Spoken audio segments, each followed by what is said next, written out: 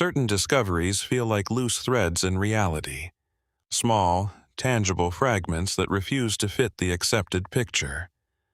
For 3 hours, we'll follow these unsettling traces through forgotten places, disputed evidence, and unanswered enigmas, listening closely to what the silence may still be telling us. Let's begin. On the western coast of Sardinia, not far from the Gulf of Oristano, a low ridge rises from the landscape of the Sinis Peninsula. The setting appears quiet today. Fields, scattered vegetation, and distant traces of settlements. But in the earth nearby lay one of the most remarkable sculptural discoveries of the Mediterranean Bronze and Iron Age transition, the statues known as the Monte Prama giants. The first fragments were discovered in 1974 by farmers working near Monte Prama. What emerged from the soil was not a single monument, but hundreds of broken pieces belonging to large stone figures. Archaeological work gradually identified heads, torsos, arms, legs, shields, weapons, and architectural elements. When reconstructed, several figures stood around 2 meters tall, their stylized faces marked by enormous concentric eyes and sharply defined geometric features. Scientific dating places the creation of the sculptures broadly around the early Iron Age, generally between the 9th and 8th centuries BC, although the chronology and development of the complex remain subjects of scholarly discussion. The statues are associated with the Nuragic culture of Sardinia, a society famous for its distinctive stone towers, fortified settlements, and bronze objects. Their physical characteristics provide the first important clue to their purpose. The figures are not naturalistic portraits in the classical Mediterranean tradition. Their bodies are highly schematic, with rigid poses and carefully repeated visual elements. Some carry circular shields, while others appear to represent archers or warriors. Their enormous eyes are especially striking, but rather than indicating anything supernatural, they may reflect a deliberate symbolic convention. One reasonable interpretation is that the statues represented an elite military or heroic community. The repeated warrior imagery could have commemorated individuals, social groups, or legendary ancestors connected with the local political order. Their placement within a monumental funerary or ceremonial complex would support the idea that memory and status were central to their function. The archaeological context strengthens this interpretation.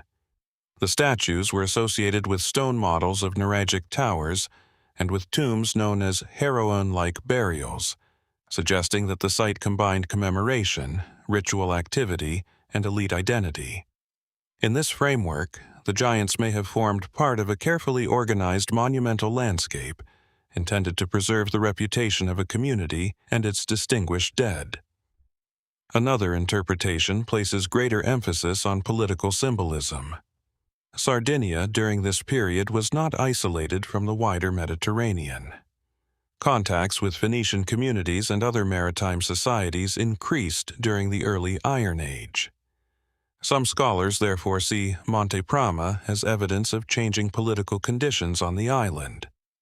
Monumental sculpture may have been used to express local authority at precisely the moment when external connections were becoming more significant. This does not necessarily mean that the statues were created in response to foreign influence. Their distinctive style has strong indigenous characteristics, and their relationship with Nuragic architecture suggests that local traditions remained fundamental. External contact may instead have provided new circumstances in which existing forms of identity and authority were expressed more dramatically.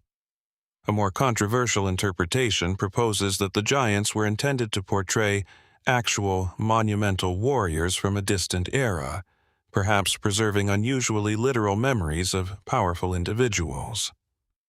The unusually large scale and repeated representation of military equipment can support the idea of heroic figures, but there is currently no evidence allowing specific historical personalities to be identified. The dramatic eyes have also encouraged more speculative theories, including claims that the figures depict beings or technologies beyond conventional human experience. Archaeologically, however, there is no supporting evidence for such interpretations. The eyes can be explained more economically as an artistic device, emphasizing vision, vigilance, status, or supernatural protection within a ritual setting. The greatest puzzle may therefore lie not in the statues themselves, but in their destruction. Many were deliberately broken and scattered before being buried or incorporated into later structures. This could indicate political upheaval, changing religious practices, or the deliberate dismantling of an earlier monument by a later community. Similar acts of ritual destruction are known elsewhere in the ancient Mediterranean, where dismantling monuments could transform the meaning of a sacred or political landscape. The Monte Prama giants consequently occupy an unusual position between archaeology, memory, and political expression. Their craftsmanship demonstrates sophisticated stoneworking traditions, while their arrangement suggests a carefully planned monumental program. What remains uncertain is the precise social event that produced such an extraordinary display, and the later circumstances that caused it to be dismantled. Future excavations and scientific analysis may clarify that sequence, allowing the scattered fragments to reveal more about the people who created them and the world they intended to remember. The broken stones of Monte Prama leave behind the impression of a society expressing power through monumental memory. Far to the east, on the Syrian coast, another archaeological site preserves a different kind of evidence, less dominated by enormous statues and more revealing through buildings, tablets, streets, and the remains of an entire city. At Ras Shamra, the ancient city of Ugarit emerges from the earth as a remarkably detailed record of late Bronze Age life. The site occupies a low rise a few kilometers from the Mediterranean, close to the modern Syrian coastline. Its remains include substantial stone foundations, mud brick walls, paved streets, palatial buildings, temples, domestic quarters, workshops, and storage areas. Unlike a single isolated monument, Ugarit is valuable because its ruins preserve an interconnected urban environment. The physical arrangement allows archaeologists to reconstruct not merely individual structures, but aspects of how the city functioned. This is important because Ugarit was not a peripheral settlement. During the late Bronze Age, particularly around the 14th and 13th centuries BC, it developed into a prosperous kingdom positioned between the Mediterranean world and the inland regions of Syria. Its location gave it access to maritime routes while also connecting it with commercial networks extending toward Anatolia, Cyprus, Mesopotamia, and Egypt. The architecture reflects this strategic position. Buildings were constructed primarily from locally available stone and mud brick, with timber incorporated into roofs and upper structures.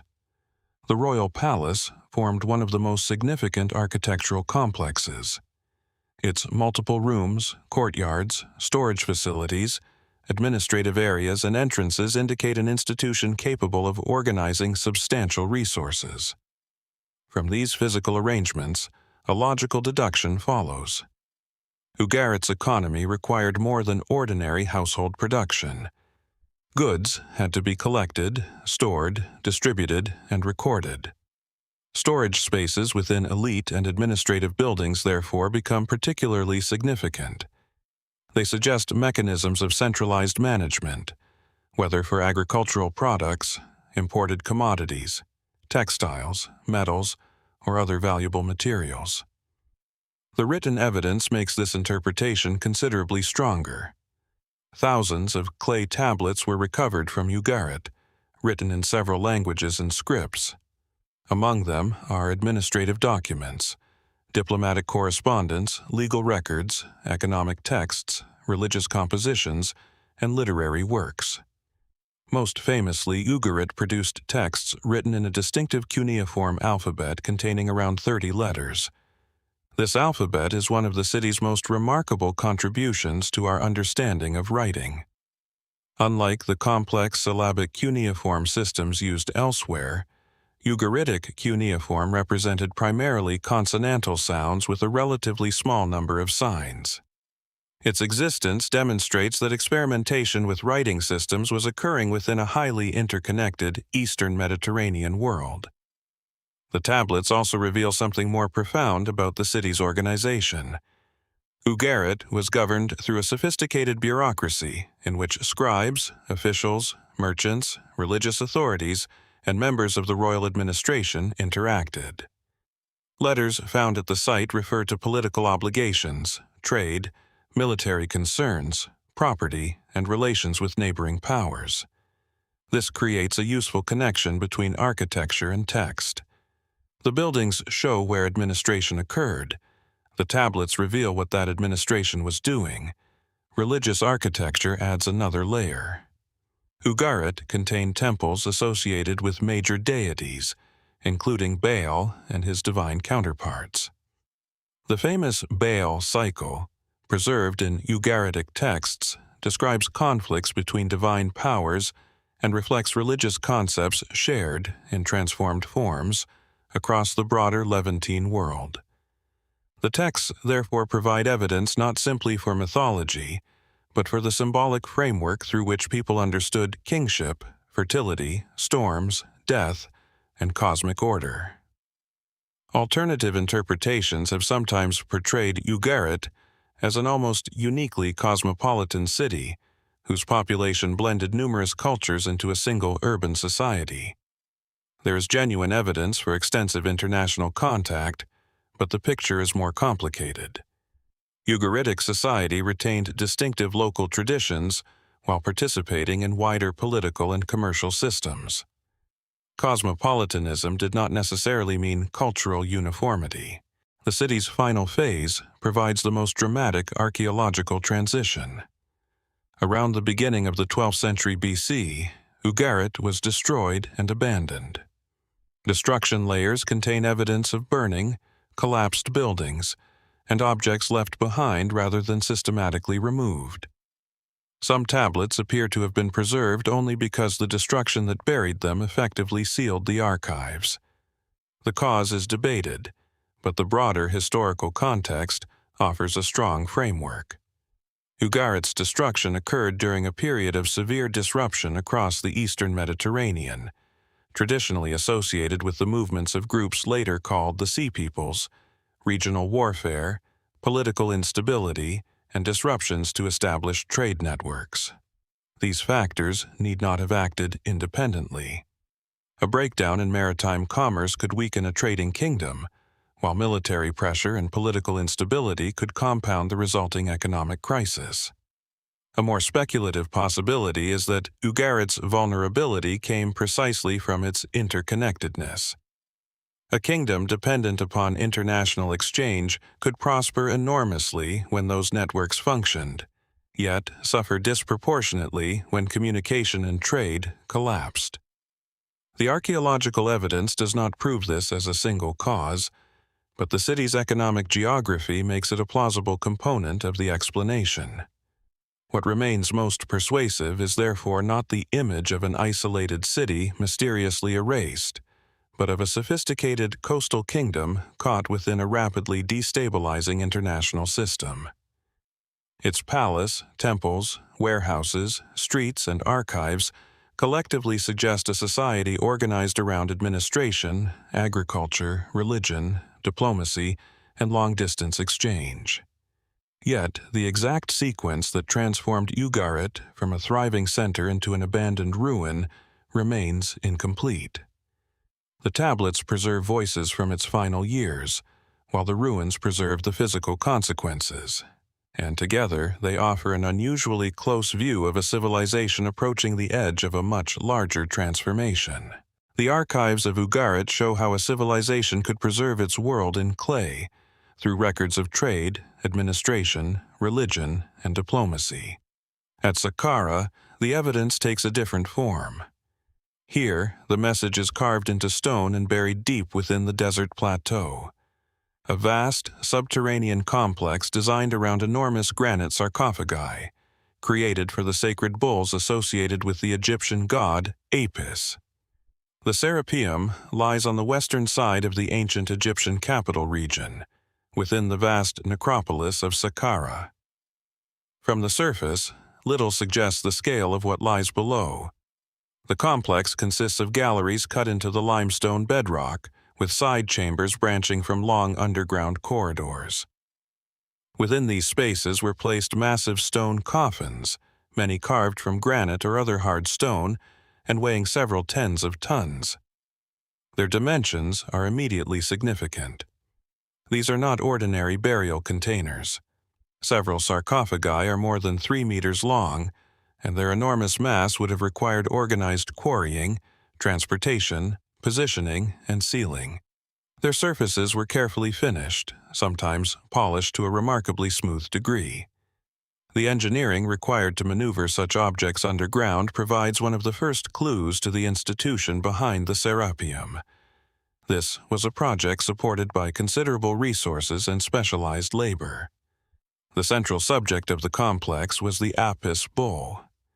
In ancient Egyptian religion, Apis was a sacred bull associated particularly with the god Ptah of Memphis. Certain bulls were selected during their lifetimes according to specific physical characteristics and were housed, cared for, and ritually honored. After death, they could receive elaborate funerary treatment, eventually becoming part of the monumental burial tradition represented at the Serapeum. This immediately changes how the architecture should be interpreted. The underground galleries were not simply storage areas for animal remains. They formed part of a religious institution in which the death of each sacred animal was incorporated into a continuing ritual tradition. The chronology reveals an equally important development. Earlier, Apis burials existed in the region, but the monumental Serapeum tradition expanded particularly during the New Kingdom and continued through later periods of Egyptian history. The famous long galleries were extensively developed under rulers including Psamtik I in the 7th century BC, while subsequent generations continued modifying and expanding the complex. The repeated construction suggests something beyond a single royal commission. Each burial added another layer to an institutional tradition. The Serapeum functioned, in effect, as a sacred archive made from bodies, stone, inscriptions, and architectural continuity. The sarcophagi themselves reinforce this interpretation. Many carry inscriptions identifying the deceased Apis bull and recording aspects of its burial. These texts provide chronological evidence that allows archaeologists to reconstruct sequences of sacred animal burials across centuries.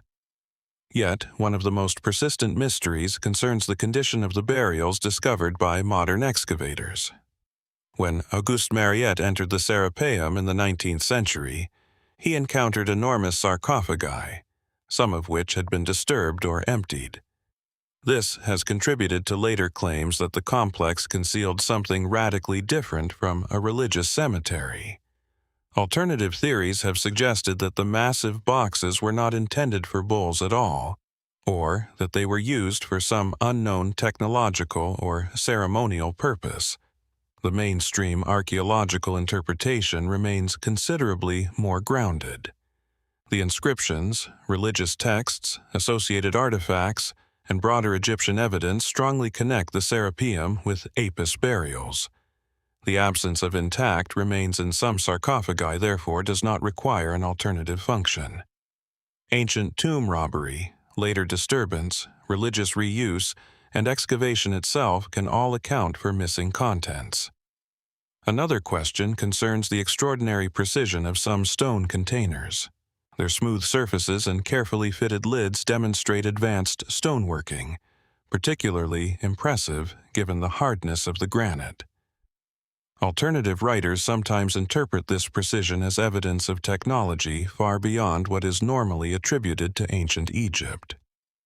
The more conservative explanation is cumulative rather than simple. Egyptian stoneworkers had centuries of experience with hard stone quarrying, copper and stone tools, abrasive materials, measurement systems, and highly organized labor. Producing these objects would have been difficult, but difficulty does not by itself establish unknown technology. The underground setting also has practical implications. A subterranean burial complex provided physical protection, controlled access, and symbolic separation from the ordinary world. Its darkness and carefully defined corridors may have reinforced the transition between life and death that was central to Egyptian religious thought.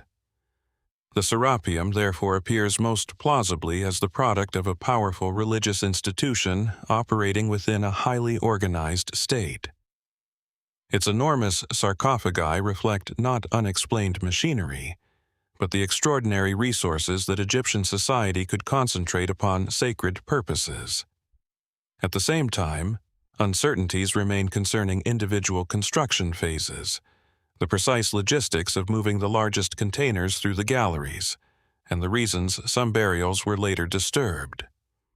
The surviving architecture offers the framework. Inscriptions and future analysis continue to refine the sequence hidden within it. The immense stone coffins of the Serapeum reveal a civilization investing extraordinary labor in controlling the final resting place of its sacred animals. At Marib, the same principle of organized effort appears in a completely different setting. Here, monumental engineering was directed not toward burial, but toward water.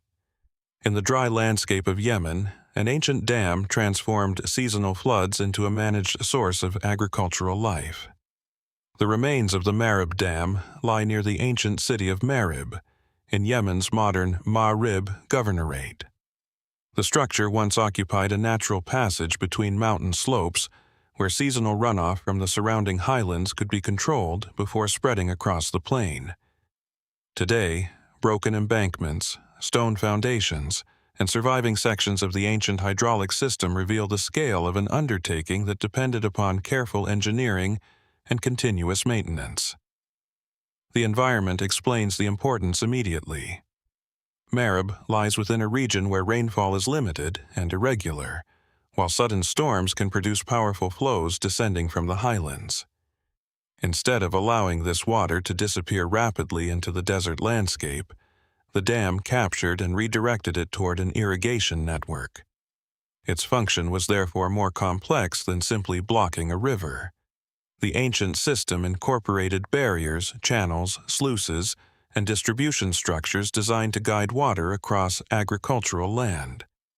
Once controlled, floodwater could nourish fields over a broad area, supporting crops and sustaining settlements that would otherwise have faced severe limitations. This leads to the first major deduction. The dam was not an isolated engineering monument. It was part of a wider agricultural system. For such a system to operate successfully, communities needed workers capable of repairing walls, clearing channels, monitoring water levels, maintaining distribution points, and coordinating access to irrigated land.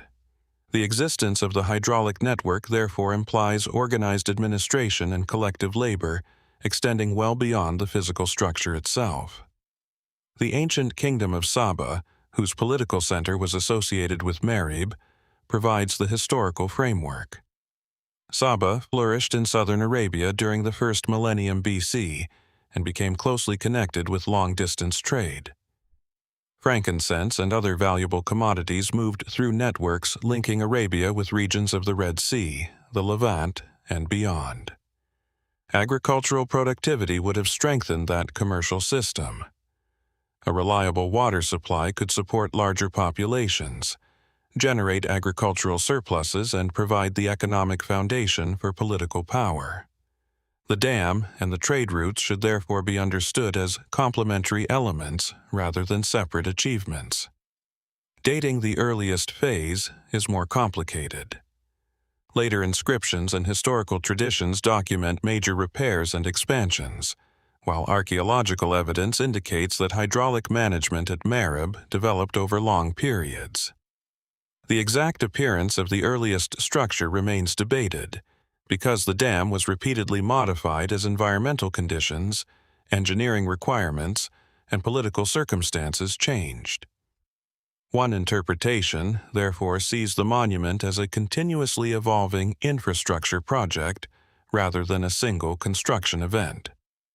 This explanation fits the evidence particularly well.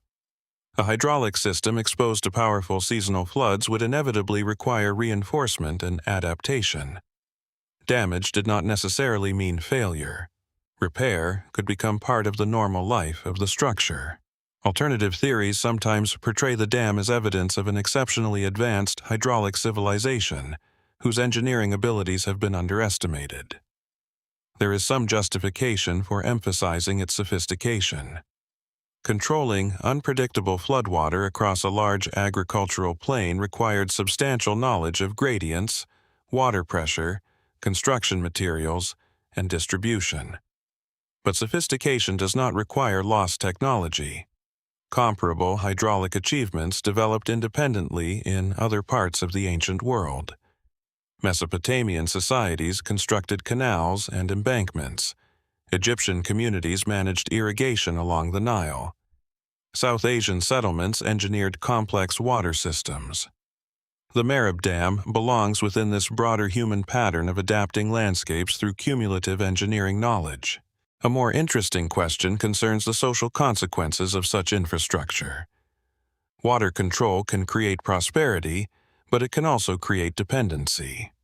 Once agriculture becomes tied to a centralized hydraulic network, the authority capable of maintaining that network gains enormous influence.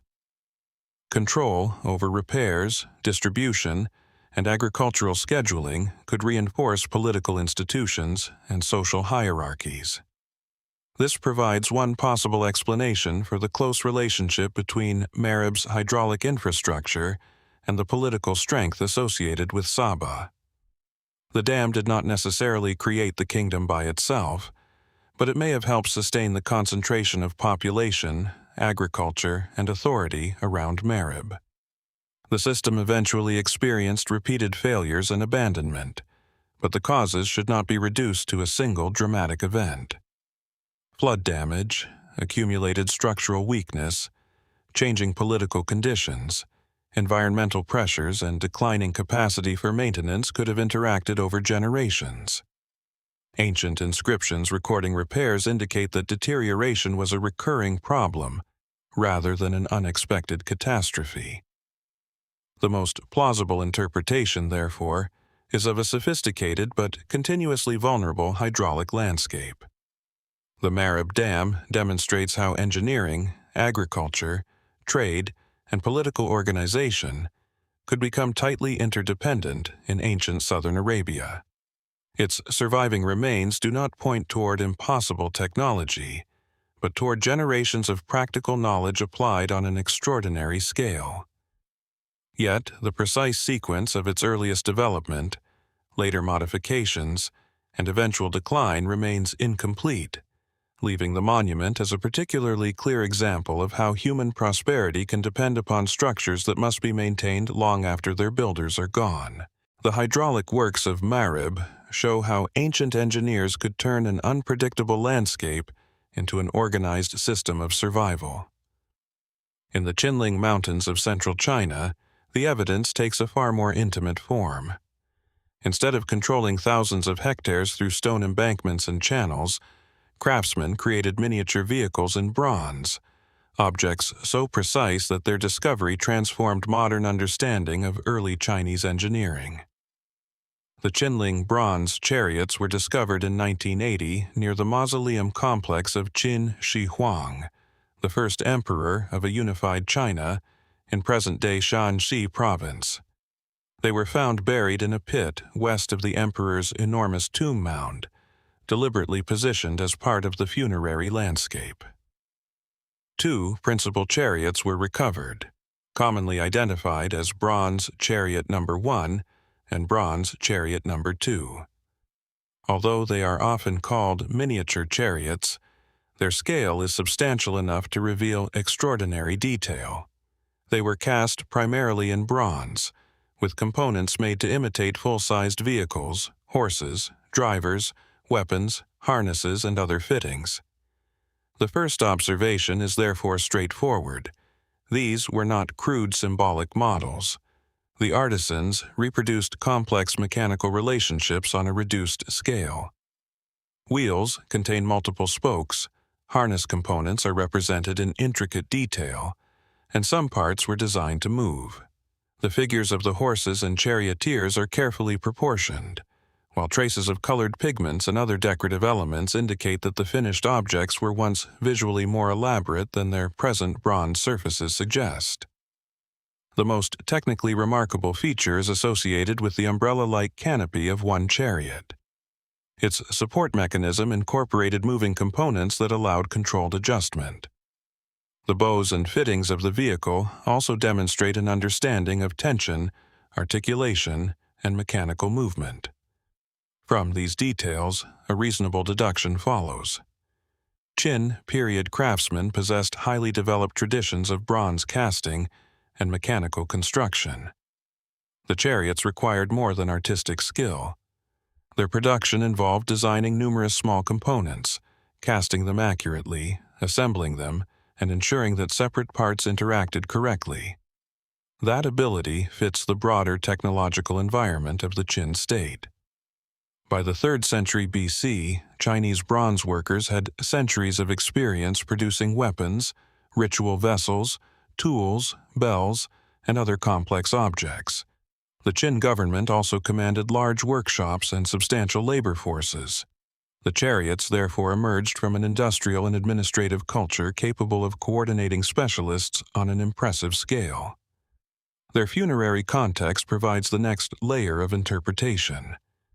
The real chariots used by the Qin court were symbols of rank, military authority, transportation, and ceremony.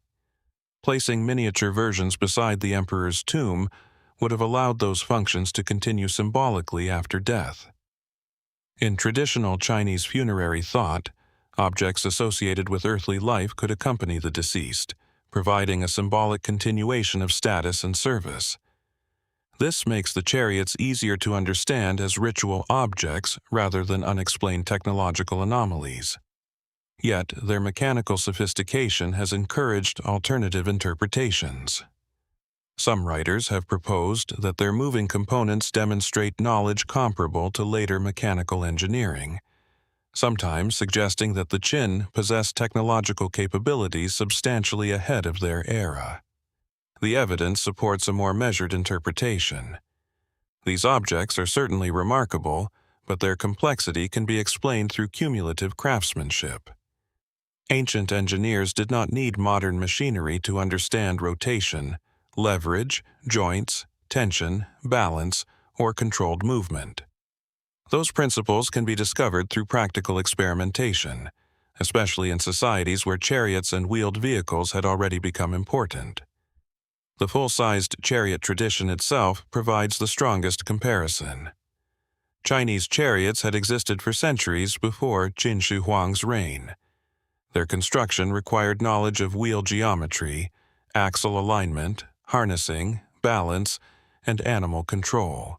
The miniature bronze versions can therefore be seen as highly refined representations of technologies already familiar to their creators.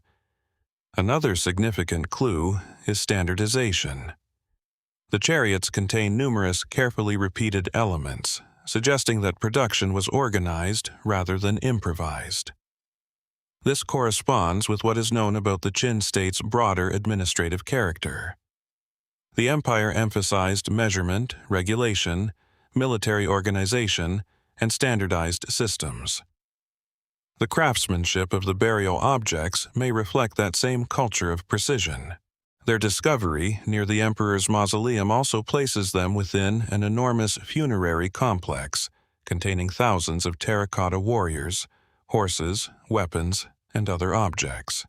The bronze chariots should therefore not be isolated from this larger program. Together, these finds created a symbolic army and court intended to accompany the emperor into the afterlife. The mystery lies less in whether the craftsmen could produce such objects than in how much technical knowledge was concentrated within their workshops. The surviving chariots preserve only a fraction of that knowledge, while the original manufacturing processes remain largely undocumented. The most plausible interpretation is that the Qinling bronze chariots represent the intersection of ritual symbolism, imperial power, and advanced craftsmanship. Their extraordinary precision reflects genuine technological sophistication, but not necessarily technology beyond its historical setting.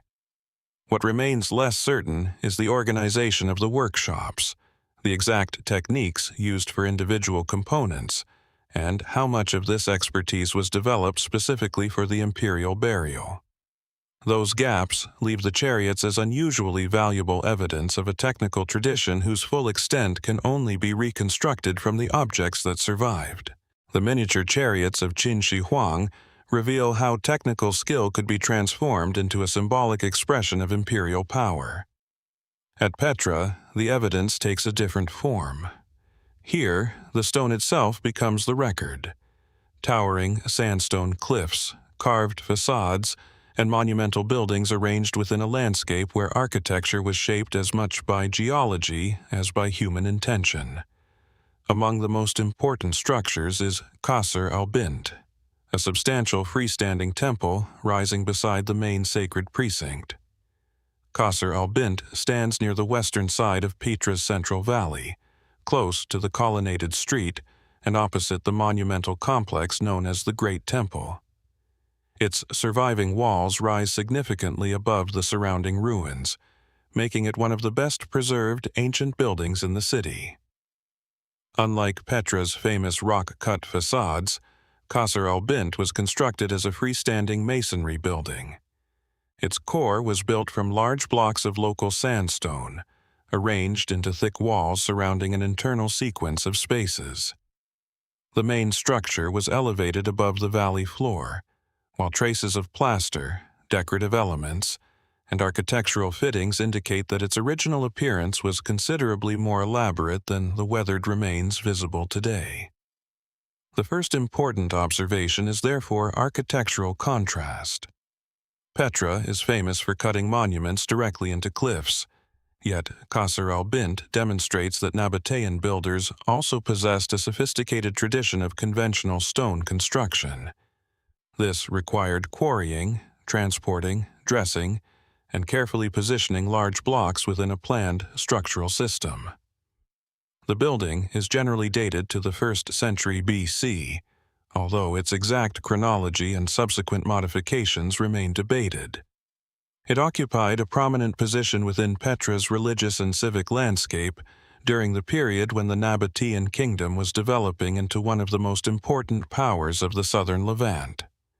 Its location provides a useful clue to its function. Qasr al-Bint stood within a highly organized urban environment.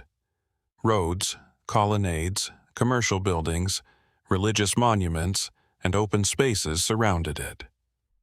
The building was therefore not an isolated sanctuary hidden from ordinary activity.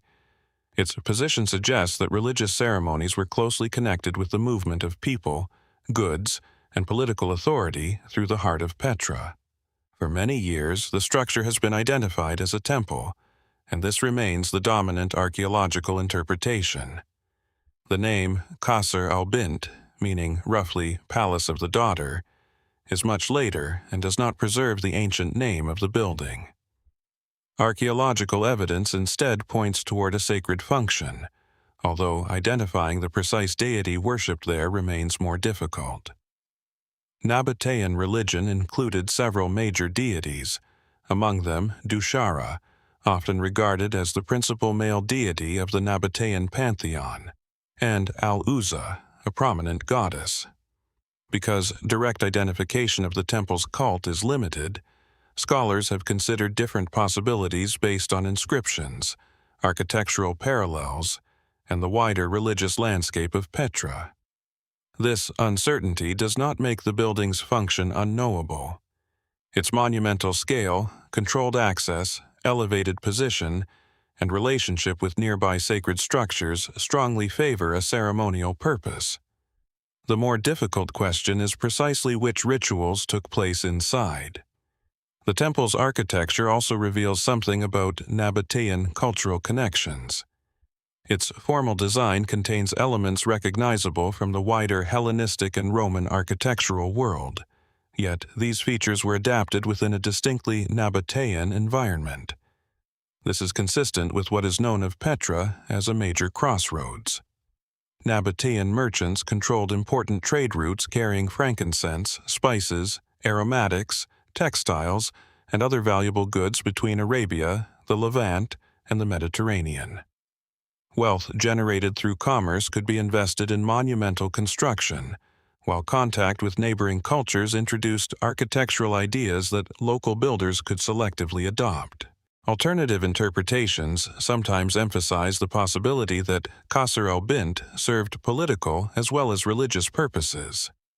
This is plausible because temples in the ancient Near East were rarely separated completely from economic and political authority. A major sanctuary could function simultaneously as a sacred space, a demonstration of royal legitimacy, and a center where resources and social relationships were organized. The building's destruction provides another layer of evidence.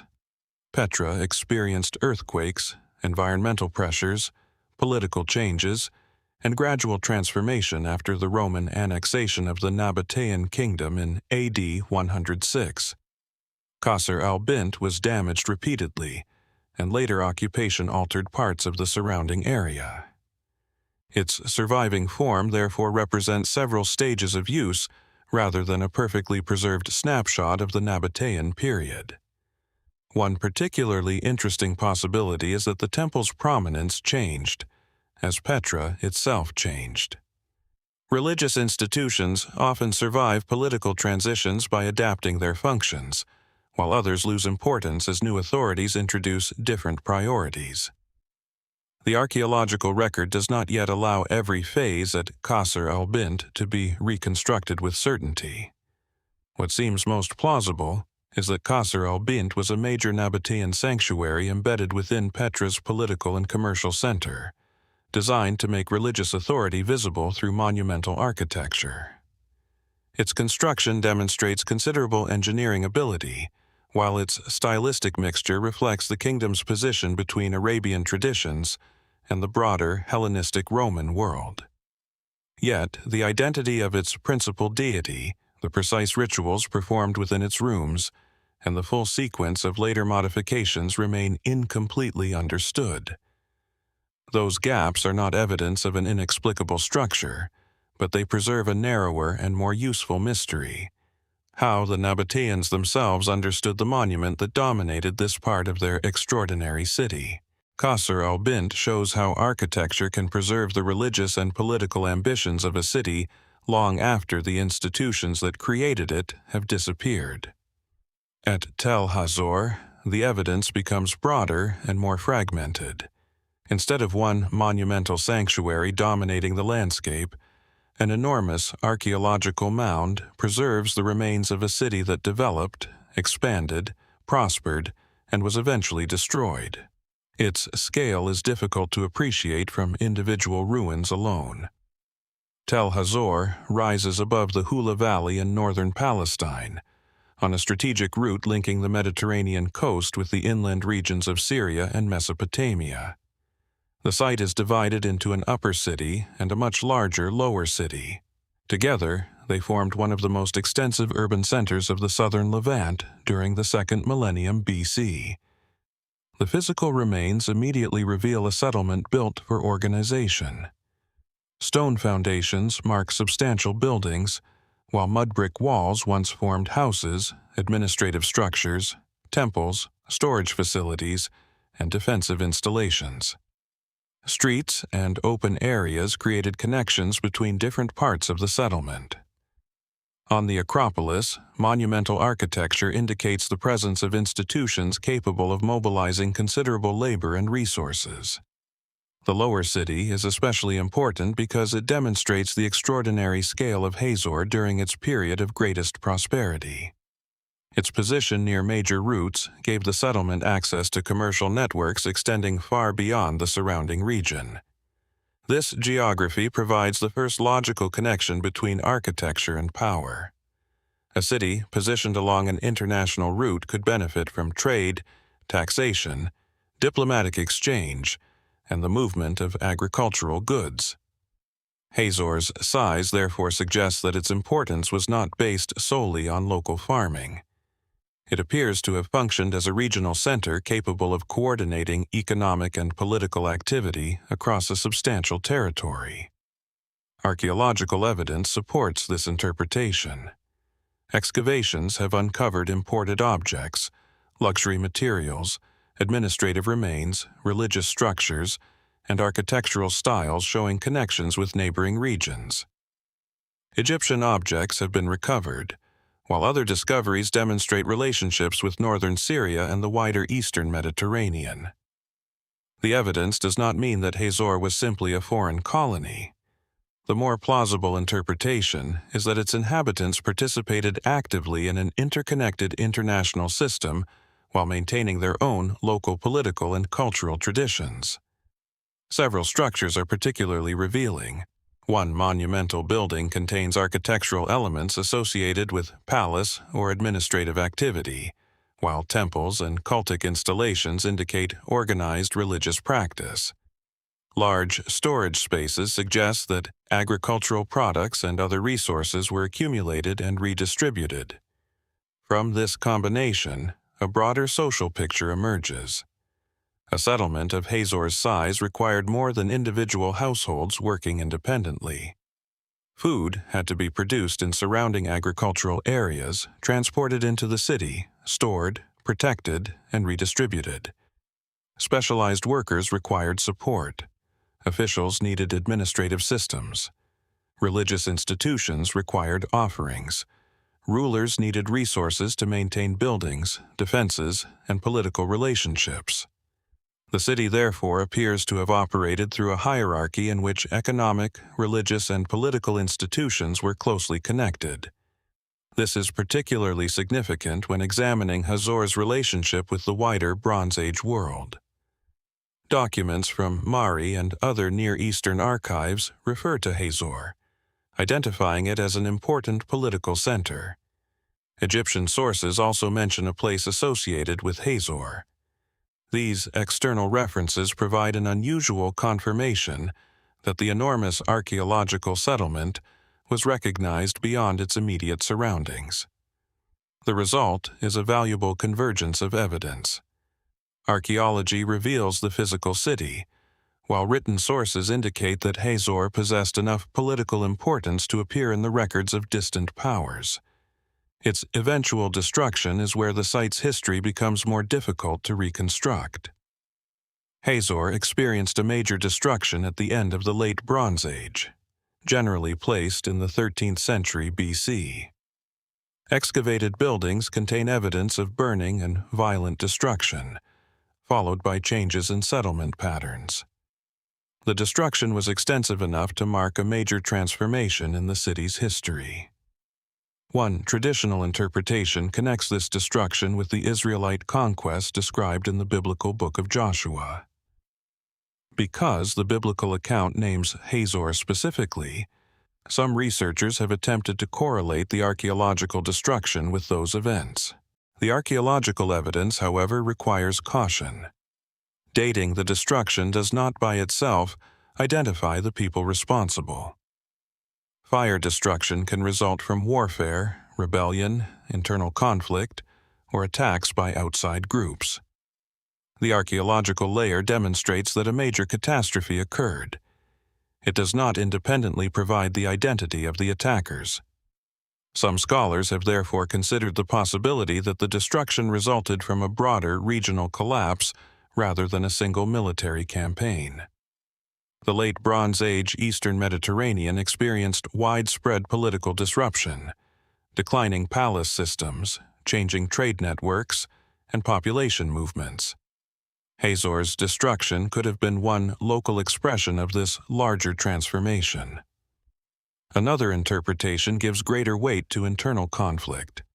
A powerful urban center accumulating wealth and authority could also generate tensions among social groups or neighboring communities.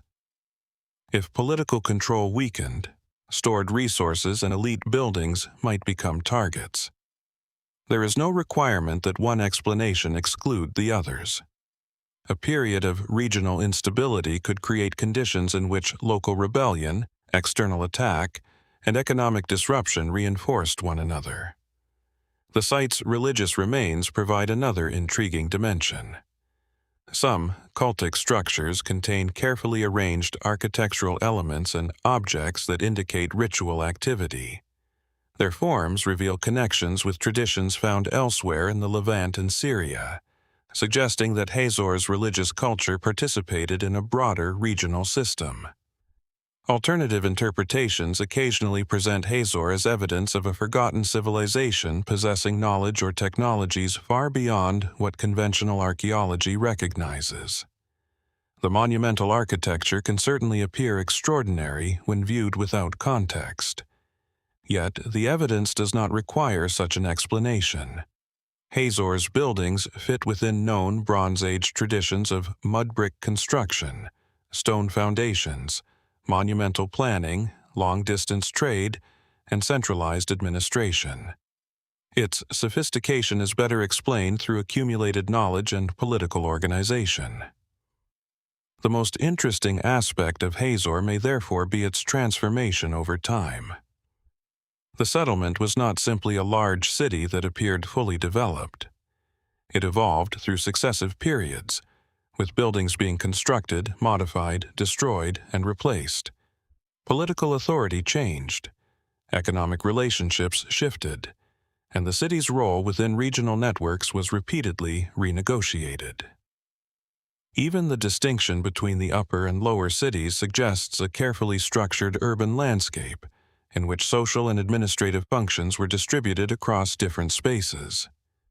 What emerges most plausibly is the portrait of Hazor as a major Bronze Age urban and political center, whose prosperity depended upon its strategic position, agricultural resources, administrative organization, and participation in international exchange. Its destruction appears archaeologically real and substantial, while the precise chain of events behind it remains less certain. The biblical tradition provides one historical framework, but the material evidence is broader than any single narrative.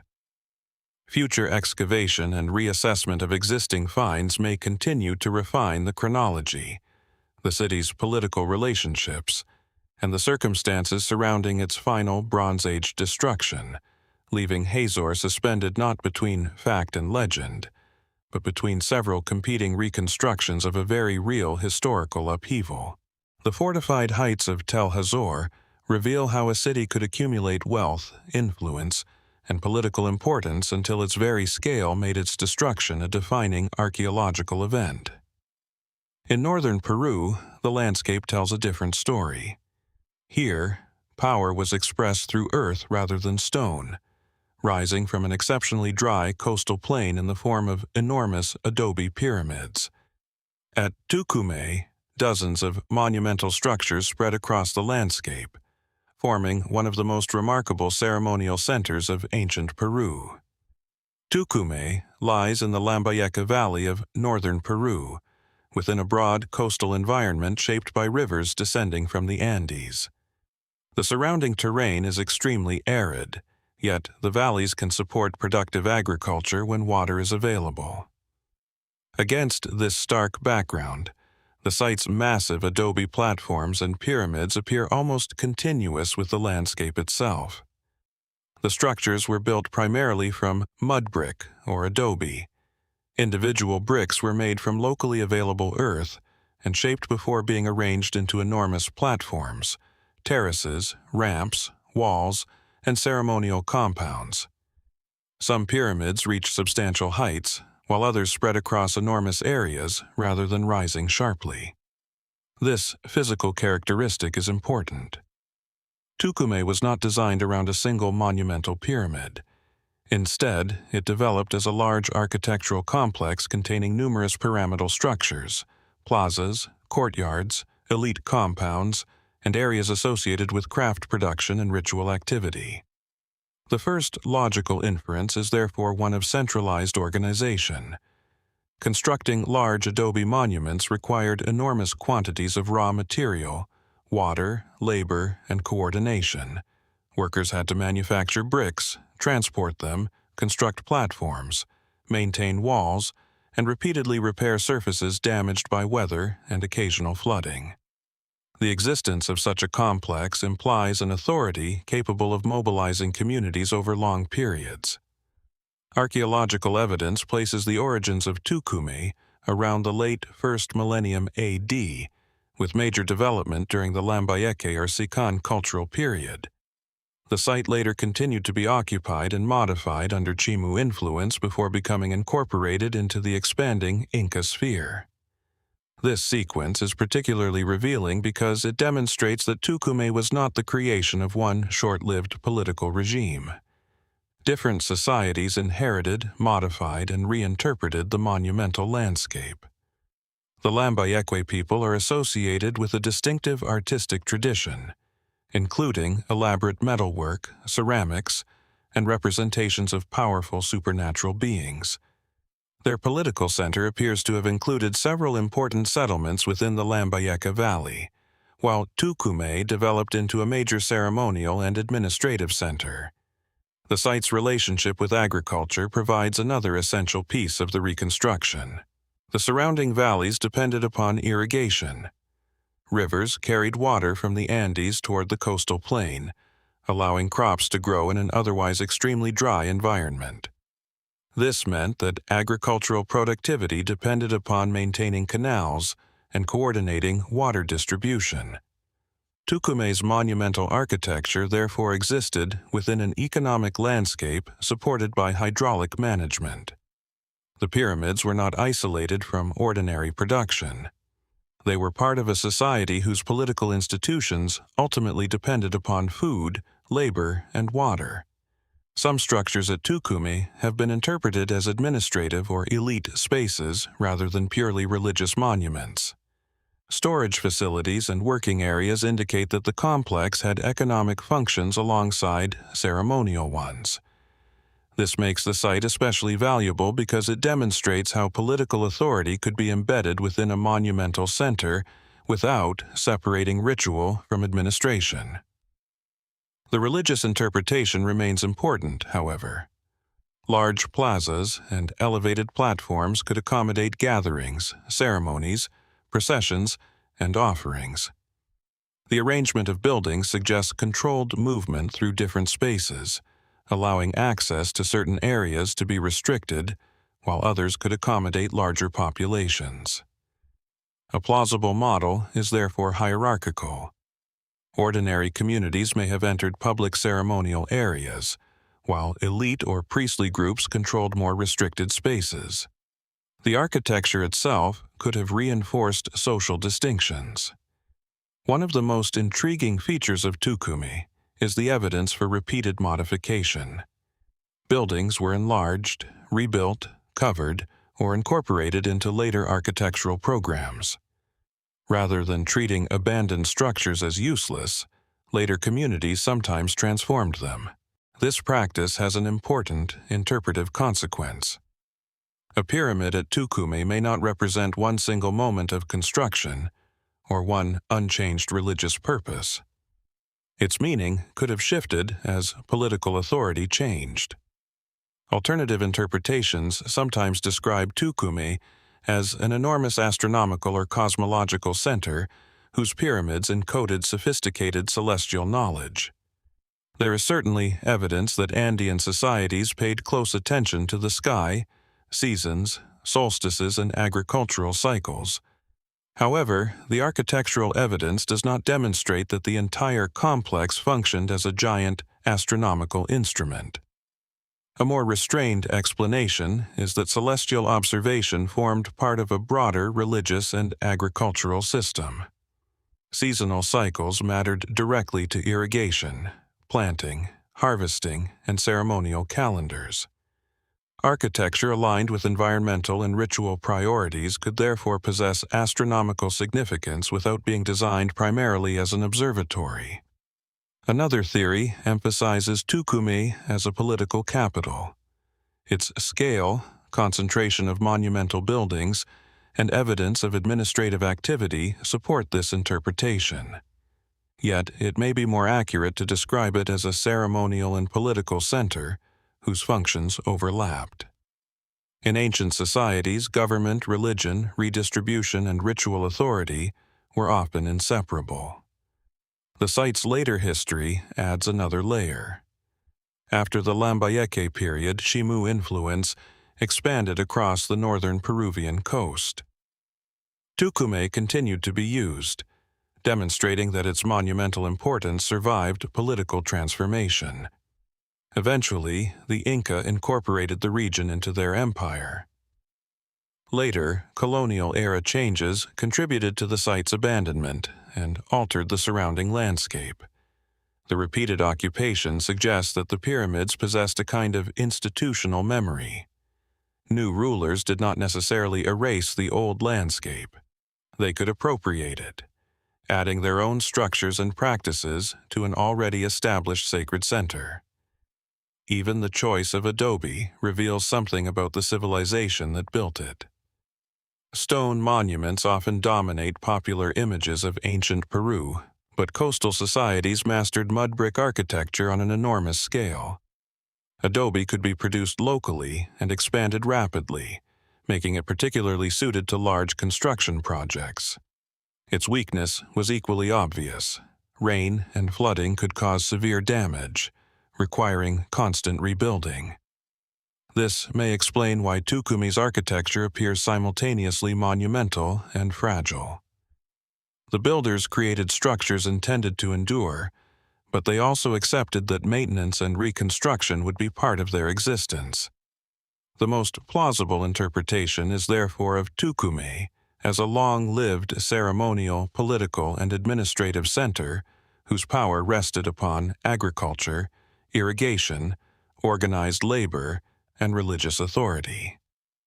Its pyramids were not isolated monuments but components of an evolving urban landscape repeatedly reshaped by different Andean societies. What remains less certain is the precise function of individual pyramids, the degree of centralized political control exercised from the site, and the meaning assigned to particular ritual spaces.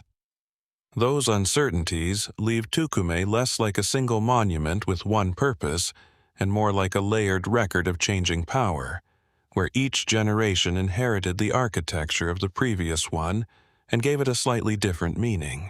The immense adobe pyramids of Túcume show how communities could turn earth, water, and organized labor into a monumental landscape. At Ain Ghazal, the scale changes completely. The architecture is modest, but beneath an ancient settlement near modern Amman, Jordan, archaeologists found something unexpectedly intimate. Human figures shaped from plaster, standing quietly in the ground for thousands of years. Ain Ghazal was a large Neolithic settlement occupied roughly between 7,250 and 5,000 BC.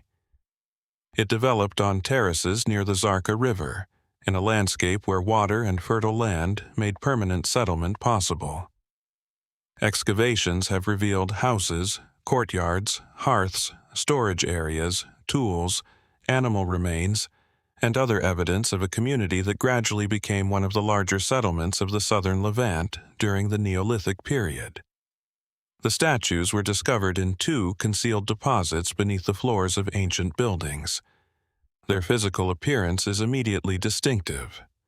Some are nearly life-sized, while others are smaller. They were constructed from a core of bundled reeds and twine covered with layers of lime plaster. Their bodies are thin and stylized, with broad shoulders, narrow waists, and carefully modeled heads. The faces are even more remarkable. Large almond-shaped eyes dominate the plaster heads. Dark, mineral pigments once outlined the pupils, while details of the eyebrows, mouth, and hair were added with colored materials. Some figures possess 2 heads, while others appear to represent single individuals. Their surfaces were deliberately smoothed, creating an appearance far more refined than their fragile materials might suggest. These physical observations establish an important starting point. The figures were not accidental products of household activity. They required specialized preparation, carefully selected materials, considerable labor, and an intentional artistic program. Their concealment provides the next clue. The statues were not simply left standing in public spaces. They were placed in pits, covered, and preserved beneath later floors. This suggests that their meaning was connected to a specific ritual or social event rather than permanent public display. Several interpretations have been proposed. One mainstream possibility is that the figures represented ancestors. This fits a broader pattern in Neolithic societies where communities maintained relationships with the dead through ritual treatment, symbolic representation, and repeated interaction with earlier generations. If the Ain Ghazal figures represented deceased members of the community, burying them beneath buildings could have linked particular households or communal spaces with ancestral memory. Another interpretation suggests that they represented supernatural or ritual beings rather than identifiable individuals. Their exaggerated eyes and stylized bodies do not resemble ordinary portraits. Instead, the figures may have embodied concepts, deities, protective spirits, or other beings within the community's religious system. The evidence does not allow a definitive identification, but certain details can narrow the possibilities. The figures were made with considerable care, yet their bodies contain little individualized anatomical detail. This favors symbolic representation over realistic portraiture. At the same time, the variation in size and facial treatment suggests that the figures may not have represented one uniform category of being. The two-headed figures complicate the picture further. A literal portrait interpretation becomes difficult when a single body carries two faces. A symbolic explanation, therefore, becomes more economical. The double heads could have expressed dual identities, paired individuals, ancestral relationships, or a conceptual distinction meaningful within the community's belief system. Their enormous eyes have also encouraged more speculative interpretations. Some modern theories portray the statues as evidence of encounters with beings unlike humans, largely because their eyes appear unusually large. Archaeologically, however, there is no supporting evidence for such a conclusion. The eyes are better understood as a deliberate artistic convention, possibly intended to emphasize awareness, presence, vigilance, or supernatural significance. The material itself provides another important insight. Plaster was produced from limestone, which had to be heated to create lime before being mixed and applied. This required controlled burning and technical knowledge. The statues therefore demonstrate not only artistic ability, but also a sophisticated understanding of materials. Their creation also suggests a degree of social specialization. Producing large plaster figures would have required gathering reeds, preparing bindings, manufacturing plaster, constructing internal frames, modeling surfaces, and applying pigments. In a Neolithic village, this represents a significant investment of time and resources. Ain Ghazal's broader archaeology reinforces this picture of social complexity. The settlement contained substantial houses and evidence of large-scale food production, animal management, craft activity, and long-term occupation. Population growth appears to have transformed the community into a dense settlement with increasingly complex social relationships. The statues may therefore reflect a society undergoing an important transition. As communities became larger and more permanent, older systems of identity based solely on small household groups may have become less sufficient. Ritual objects could have helped create shared memories and collective identities across a growing population. Their eventual concealment may have been part of this process. Rather than simply discarding obsolete religious objects, the community may have deliberately retired them through burial. Such an act could have marked the end of a ritual phase, the death of a significant group, the rebuilding of a settlement area, or a transformation in religious practice. There is also a practical possibility. The statues may have been preserved because their materials were valuable or because the figures held sacred significance, making ordinary destruction inappropriate. The archaeological record cannot currently distinguish among these possibilities with certainty. What seems most plausible is that the Ayin Ghazal statues were carefully constructed symbolic figures associated with ritual, identity, and perhaps ancestral memory within one of the earliest large settled communities of the region. Their unusual eyes and double-headed forms are better explained through symbolic art than through extraordinary technological or non-human theories, while the deliberate burial indicates that their significance continued even after they were removed from active use. Yet, the precise identities represented by the figures, the ceremonies surrounding them, and the reason they were ultimately concealed remain only partially recoverable from the surviving archaeological evidence. The plaster figures of Ayin Ghazal reveal a society expressing identity through carefully shaped human forms, then deliberately returning those figures to the earth. In northeastern Algeria, another monument carries memory in a much larger and more imposing form. Rising from the high plateaus of the Oris region, Medracen is a vast stone tumulus whose unusual profile has drawn attention for centuries. The monument stands near Batna, in eastern Algeria, within a landscape of open plains and rugged mountain ranges. From a distance, Medracen appears as a broad, conical mound resting upon a substantial circular base. Its profile is unmistakable, a massive stone structure rising gradually toward a flattened summit, surrounded by a series of projecting architectural elements. The base is roughly circular, with a diameter of about 59 meters. The monument originally stood considerably higher than its present height, although erosion, stone removal, and damage over many centuries have altered its appearance. Its exterior consists of carefully arranged stone blocks forming a stepped or terraced surface. Rows of projecting elements create a distinctive rhythm around the circumference, giving the monument an appearance unlike an ordinary burial mound. These physical details provide the first important clue.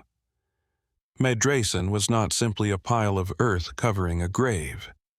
Its builders transformed the basic idea of a tumulus into a deliberately monumental architectural structure. The interior contains a central burial chamber reached through a passage. The existence of this chamber strongly supports a funerary function, although the identity of the person buried there remains uncertain. No securely identified royal burial has been recovered that allows archaeologists to name the monument's occupant. The dating is similarly important. Medracen is generally associated with the ancient Numidian world, although the precise chronology remains debated. Estimates have placed its construction somewhere within the first millennium BC, with some interpretations proposing an earlier date. The monument therefore belongs to a period when communities of North Africa were developing increasingly complex political structures and maintaining connections with Mediterranean powers. Its architectural design provides another avenue of investigation. Medracen has often been compared with monumental tombs elsewhere around the Mediterranean and North Africa. Its circular form recalls the long tradition of tumulus burial, while its external stepped architecture has encouraged comparisons with monuments associated with Phoenician, Hellenistic, and wider Mediterranean architectural traditions. The important point is that similarity does not automatically establish direct borrowing. Ancient builders could arrive at comparable solutions independently because certain forms, circular tombs, elevated burial monuments, stone terraces, were structurally practical and symbolically powerful. At the same time, North Africa was connected to Mediterranean trade networks, making cultural exchange entirely plausible. A mainstream interpretation therefore sees Medracen as a monumental elite tomb reflecting indigenous North African funerary traditions combined, to some degree, with architectural influences circulating around the Mediterranean. This interpretation fits the monument's scale. A structure nearly 60 meters across required substantial quantities of stone and organized labor. Quarrying, transporting, dressing, and positioning the blocks would have demanded coordination. Such investment suggests that the person or dynasty commemorated there possessed considerable social authority. The monument could therefore have functioned on two levels. Physically, it protected a burial. Socially, it transformed the memory of the deceased into a permanent landmark visible across the surrounding landscape. That distinction becomes especially important when considering the absence of an identifiable burial. Alternative theories have proposed that Medracen was not originally Numidian, but belonged to an earlier civilization or represented architectural knowledge imported from Egypt or the Eastern Mediterranean. Some comparisons focus particularly on the monument's geometric proportions and stepped appearance, suggesting links with Egyptian pyramidal traditions. There are genuine similarities in the broad concept of monumental funerary architecture, but the evidence does not establish that Medracen was built by Egyptians. Its construction techniques, location, and regional context are better explained through North African traditions interacting with wider Mediterranean ideas. Another persistent claim connects the name Medracen with ancient rulers mentioned in later historical traditions. Medieval and modern accounts have sometimes attempted to identify the monument as the tomb of a particular king. Yet, such identifications remain uncertain because the archaeological evidence does not preserve a clear inscription naming the occupant. This is where the monument becomes especially valuable. The uncertainty does not make every interpretation equally plausible. Instead, it limits how precisely the story can be reconstructed. The structure itself tells us that burial and political memory were important. Its position, scale, and carefully organized exterior suggest that the builders wanted the monument to endure and remain visible.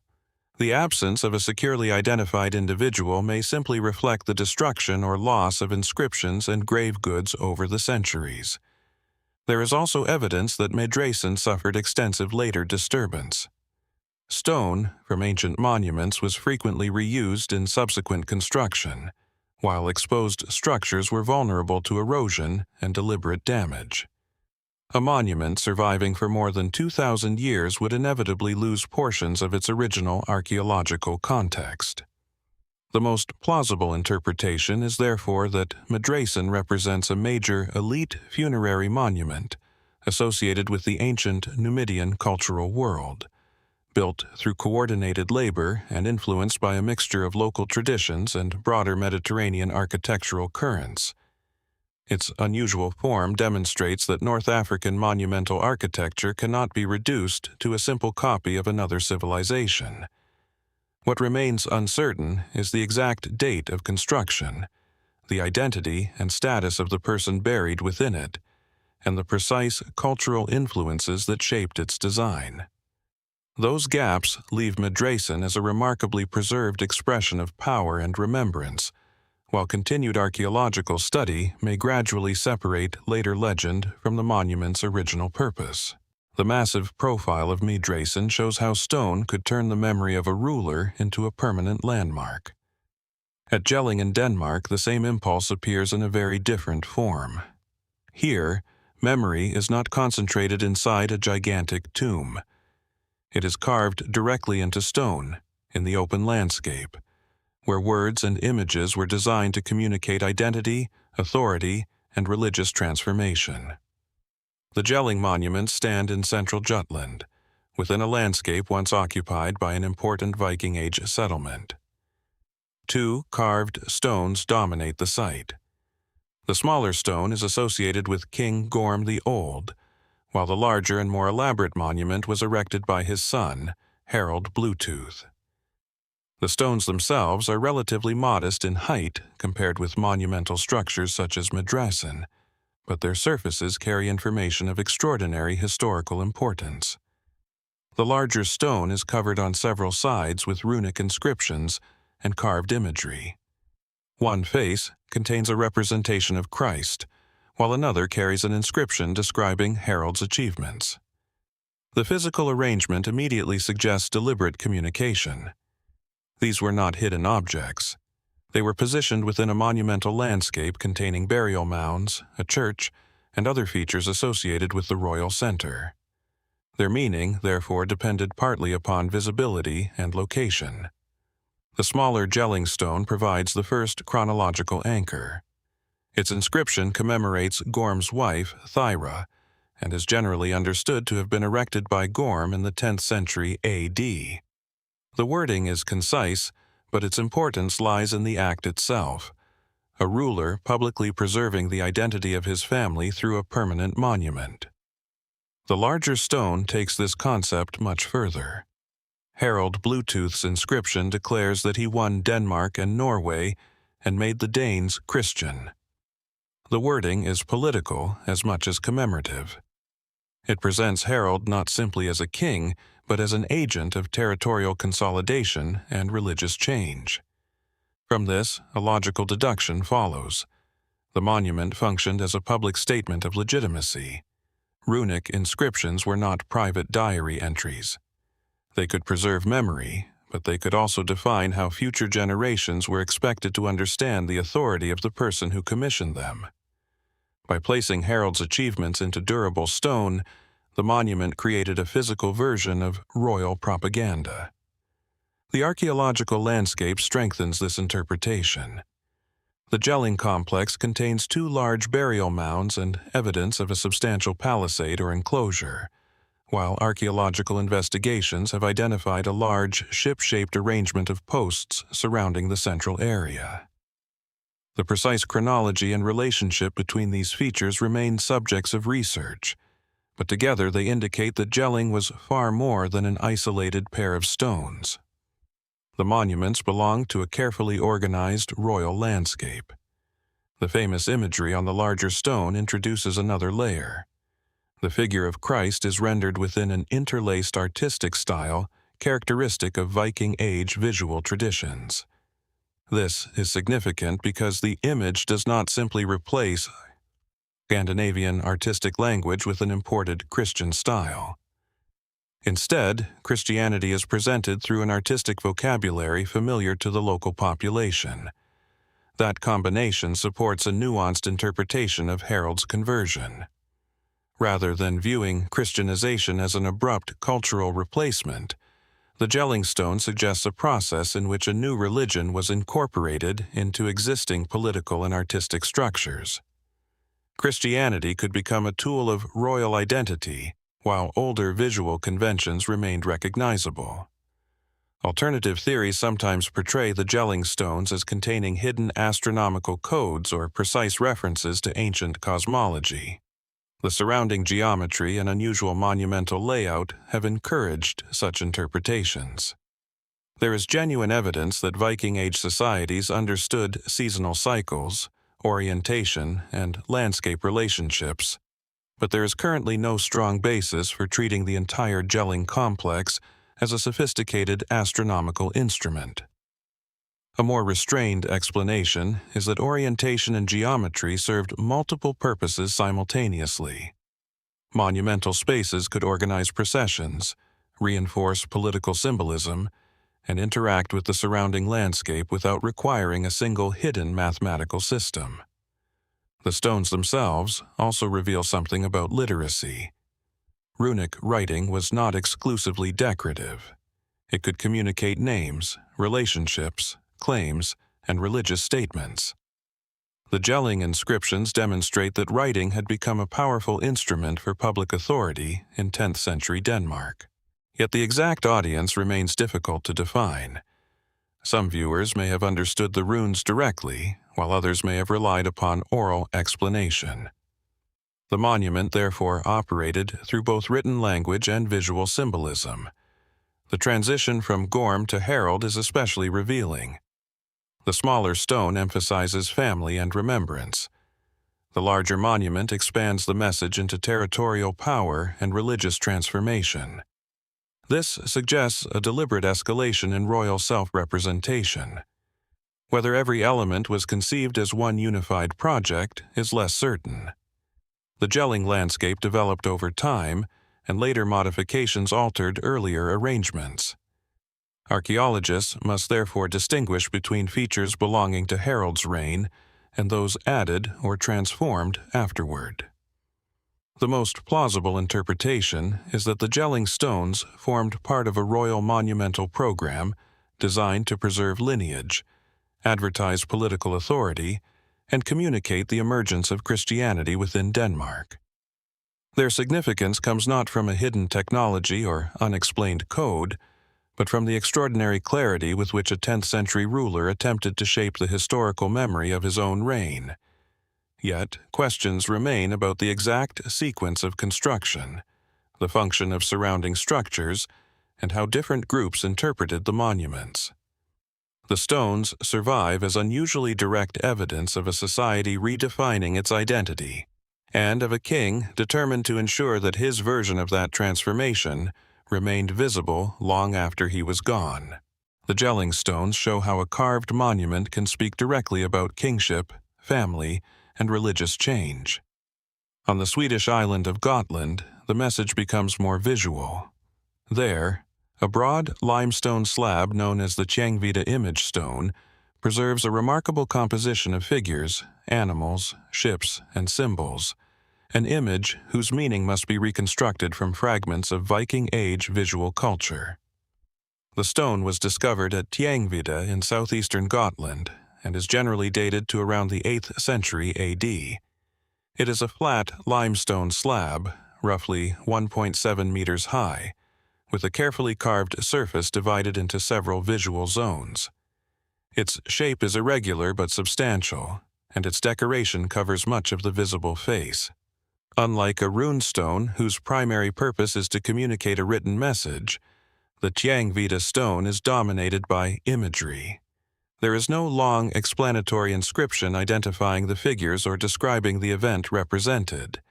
Instead, the viewer encounters a compact visual world: a mounted figure, a large animal, a ship, and intricate decorative patterns.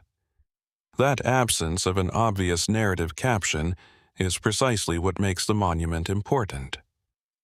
The stone belongs to the tradition of Gotlandic picture stones, a distinctive group of monuments produced during the Viking Age and earlier centuries.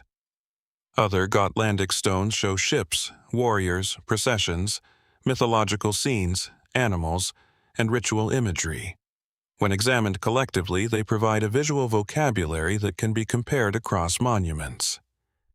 The first major clue comes from the mounted figure. The rider sits upon a horse positioned beside a large animal with prominent features, while the composition is arranged in a way that gives the scene a formal, almost ceremonial quality. Some scholars have interpreted the rider as a deceased individual being received into the afterlife. In this reading, the stone may have functioned as a memorial monument, with the imagery expressing a journey from the world of the living into another realm. The ship below provides a second possible connection. Ships were central to Scandinavian society. They transported people and goods, supported warfare, enabled exploration, and connected distant communities. In symbolic contexts, however, a ship could also represent passage. This makes the vessel particularly compatible with a funerary interpretation. The reasoning is not dependent upon a single symbol. Instead, several elements reinforce one another: a mounted figure, a ship, an imposing animal, and a carefully structured composition placed on a memorial stone. One influential interpretation identifies the mounted figure with Odin and the horse with Sleipnir, Odin's extraordinary eight-legged mount from Norse mythology. The horse on the Tjängvide stone has unusual proportions and may be interpreted as having multiple legs because of the artistic arrangement. If this reading is correct, The scene could depict Odin receiving a fallen warrior. Yet the evidence is not conclusive. The stone does not name Odin, Sleipnir, or the person commemorated.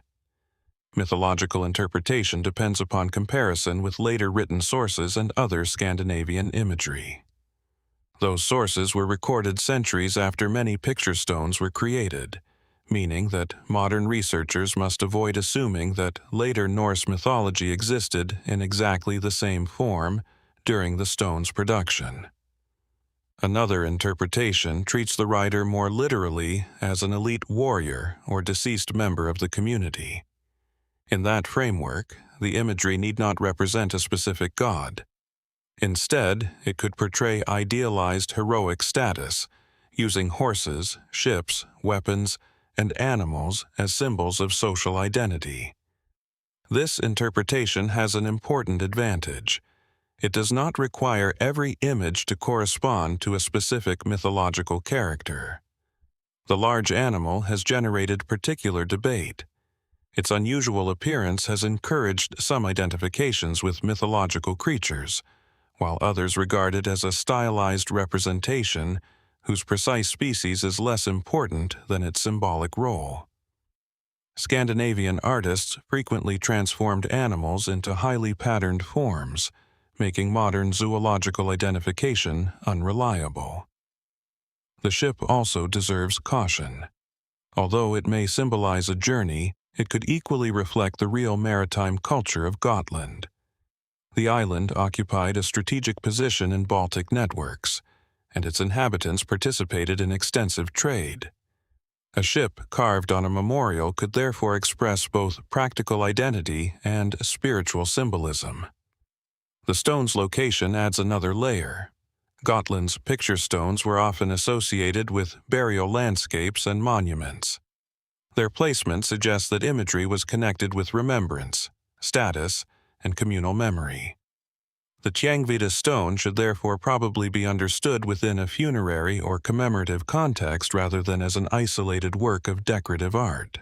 Alternative theories occasionally interpret the imagery as evidence of a highly developed astronomical or esoteric system. Some of the stone's geometric arrangements can certainly appear deliberate, and Scandinavian monuments sometimes incorporated celestial symbolism. However, there is insufficient evidence to reconstruct a precise astronomical code from the Tjängvide composition alone. A more reasonable possibility is that cosmological ideas formed part of the symbolic background without determining every element. In Viking Age Scandinavia, mythology, social identity, warfare, travel, death, and the natural world were closely interconnected.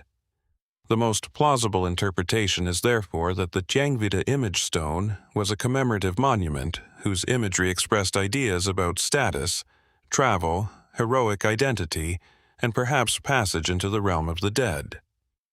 The Odin and Sleipnir interpretation remains compelling because several visual elements can support it, but the absence of an inscription prevents certainty.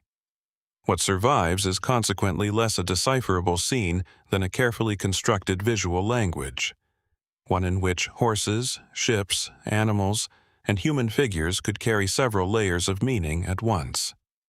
Further comparisons with other Gotlandic stones may continue to clarify that language without ever reducing it to a single, fixed interpretation.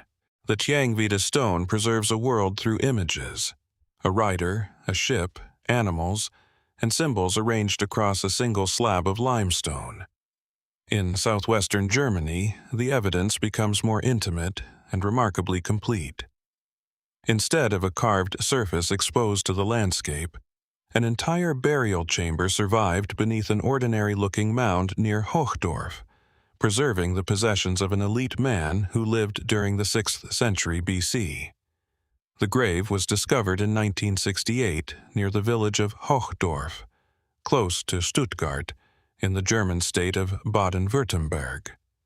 Before excavation, the burial mound had been reduced by centuries of farming and erosion, leaving little visible evidence of its original scale. Yet, beneath the mound was a timber-lined chamber containing the exceptionally well-preserved remains of a richly equipped man. The burial chamber itself provides the first major clue. Constructed from massive wooden timbers, the chamber measured roughly 4 meters on each side. Inside, the deceased lay on a bronze-covered couch, accompanied by an extraordinary collection of objects. The arrangement was deliberate, with weapons, clothing accessories, vessels, and personal equipment placed around the body. The deceased was a man approximately 40 years old. His height, physical remains, clothing, and grave goods indicate that he belonged to a high-status social group. The burial dates to around 530 BC, placing it within the Hallstatt cultural horizon of Iron Age, Central Europe. The objects make the social interpretation difficult to avoid. Near the body were an iron dagger, a quiver, and other weapons, suggesting that martial identity formed part of his status. He wore gold ornaments, including a distinctive gold neck ring, while his clothing was decorated with additional precious materials. 8 bronze shoes were positioned with the burial equipment, while a remarkable large bronze cauldron stood nearby. The cauldron is especially significant. It was produced using sheet bronze and decorated with elaborate imagery. Its size indicates that it was capable of holding a substantial quantity of liquid, far beyond the requirements of an ordinary household vessel. Scientific analysis has suggested that it had a complex history and may have originated outside the immediate region. That observation connects the grave to a much wider network. The Hochdorf burial contains imported or culturally connected objects that demonstrate long-distance exchange. The cauldron, in particular, points toward contact with Mediterranean regions. Such objects were not simply commodities. In an elite burial, they could communicate access to distant places and participation in networks that ordinary members of society could not control. The burial therefore becomes evidence for social hierarchy. A person capable of acquiring gold, imported bronze vessels, weapons, and elaborate furnishings occupied a position far removed from ordinary subsistence life. The grave goods suggest that wealth was concentrated and that certain individuals possessed the authority to command resources from multiple regions. The bronze couch adds another dimension. Its decoration and construction indicate a carefully made ceremonial object rather than a simple sleeping platform. The deceased was placed upon it in a posture that transformed the burial chamber into something resembling an elite reception or ceremonial setting. This has encouraged comparisons with the so-called princely graves of Iron Age Europe. The term prince should be used cautiously. Archaeologists cannot identify the individual's exact political title from the burial alone. He may have been a regional ruler, religious authority, warrior leader, or member of an elite lineage. The evidence demonstrates high status, but not the precise political structure behind that status. Several interpretations are therefore possible.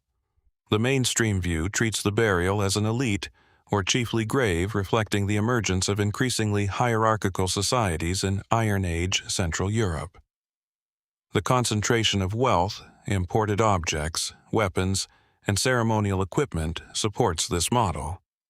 Another interpretation emphasizes religious authority. The cauldron, drinking equipment, and carefully arranged objects could indicate participation in feasting rituals. In many ancient societies, communal feasting was not merely entertainment. It could create alliances, reinforce loyalty, distribute wealth, and establish social rank. If the Hochdorf man controlled or sponsored such gatherings, his power may have depended partly on the ability to organize people and resources rather than simply command them militarily. Alternative theories occasionally portray the burial as evidence of direct Mediterranean colonization or an unknown advanced culture operating in Central Europe. The imported objects certainly demonstrate long-distance contact, but they do not require population replacement. Trade, gift exchange, diplomatic relationships, and itinerant craftsmen can all explain the movement of luxury goods. The grave's construction provides a further clue. Building a large timber chamber beneath a monumental mound required coordinated labor. The burial therefore reflects not only the wealth of the deceased, but also the capacity of his community to mobilize workers after his death. The monument became a collective statement about his importance. The preservation of the grave is itself unusual. Because the chamber was sealed and protected from some forms of disturbance, archaeologists recovered an unusually complete assemblage. Many elite burials were robbed in antiquity, leaving only fragments. Hochdorf provides a rare opportunity to examine how different objects were arranged together. This arrangement matters because isolated artifacts can be misleading. A gold ornament alone tells us little about the person who owned it. Gold combined with weapons, imported vessels, ceremonial furniture, clothing, and burial architecture creates a much stronger picture of social identity. The most plausible interpretation is therefore that the Hochdorf burial belonged to a powerful Iron Age elite figure whose authority was expressed through warfare, wealth, ritual, and participation in long-distance exchange. The grave does not demonstrate a lost civilization or unexplained technology. Instead, it reveals a surprisingly interconnected Central European society capable of obtaining prestigious objects from distant regions. What remains less certain is the man's exact role within his community and whether his authority was primarily political, military, religious, or some combination of all three. The burial preserves the evidence of status with extraordinary clarity, while the personal story behind that status remains just beyond direct historical recovery. The Hochdorf burial reveals how wealth could be assembled around a single individual, turning a grave into a carefully staged portrait of power. At Vix in Central Eastern France, that portrait becomes even more striking. Beneath a large burial mound near the modern village of Châtillon-sur-Seine, archaeologists uncovered an elite woman accompanied by an enormous bronze vessel, whose size alone suggests a world of feasting, diplomacy, and long-distance exchange. The Vix Grave, also known as the Tomb of the Lady of Vix, was discovered in 1953 near Mont-la-Soie in Burgundy. The burial dates to around 500 BC, during the early Iron Age, and belongs to the cultural world commonly associated with the Hallstatt period. The burial chamber was positioned beneath a substantial mound. At its center lay the remains of a woman, probably around 30 years old, accompanied by a remarkable collection of objects. Although the body had largely decomposed, the surviving arrangement of grave goods allows archaeologists to reconstruct aspects of her status and the cultural connections surrounding her. The most extraordinary object is the Vix crater. Standing roughly 1.6 meters high, the bronze vessel is enormous by ancient standards. It weighs more than 200 kilograms and could hold hundreds of liters of liquid. Its body was hammered from bronze sheet, while its handles and decorative elements were cast separately. The vessel's surface carries carefully worked ornamentation, including a frieze of armed warriors and chariots. This physical evidence immediately establishes something unusual about the burial. The crater was not an ordinary drinking vessel intended for private use. Its size would have made it suitable for large communal gatherings, where wine could be mixed and served to numerous participants. Its origin provides an even stronger clue. The crater is generally identified as a Greek-made object, probably produced in a workshop in southern Italy or the wider Greek colonial world. Its presence more than 1,000 kilometers from the Mediterranean demonstrates that luxury goods could travel deep into continental Europe during the 6th century BC. This does not necessarily imply direct contact between the buried woman and Greek merchants. The object could have moved through multiple stages of trade, gift exchange, political diplomacy, or elite redistribution. The grave, therefore, provides physical evidence for a connected European economy long before the Roman Empire. Other objects reinforce this interpretation. The burial contained gold jewelry, an elaborate neck ornament, bronze vessels, and components associated with a two-wheeled chariot. The combination is particularly revealing because it links the woman with multiple dimensions of elite identity: personal adornment, ceremonial display, mobility, and participation in high-status gatherings. Her sex makes the burial especially significant. For many years, the extraordinary wealth of the tomb encouraged researchers to describe its occupant as a princess or queen. Those labels are attractive, but not archaeologically secure. The grave proves exceptional status, but it does not preserve a written title or political record identifying her position.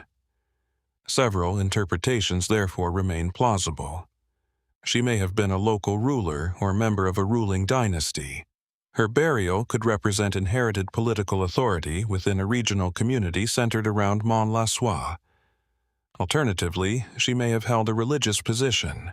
The combination of luxury objects and ceremonial equipment could have been connected with ritual authority rather than direct political rule.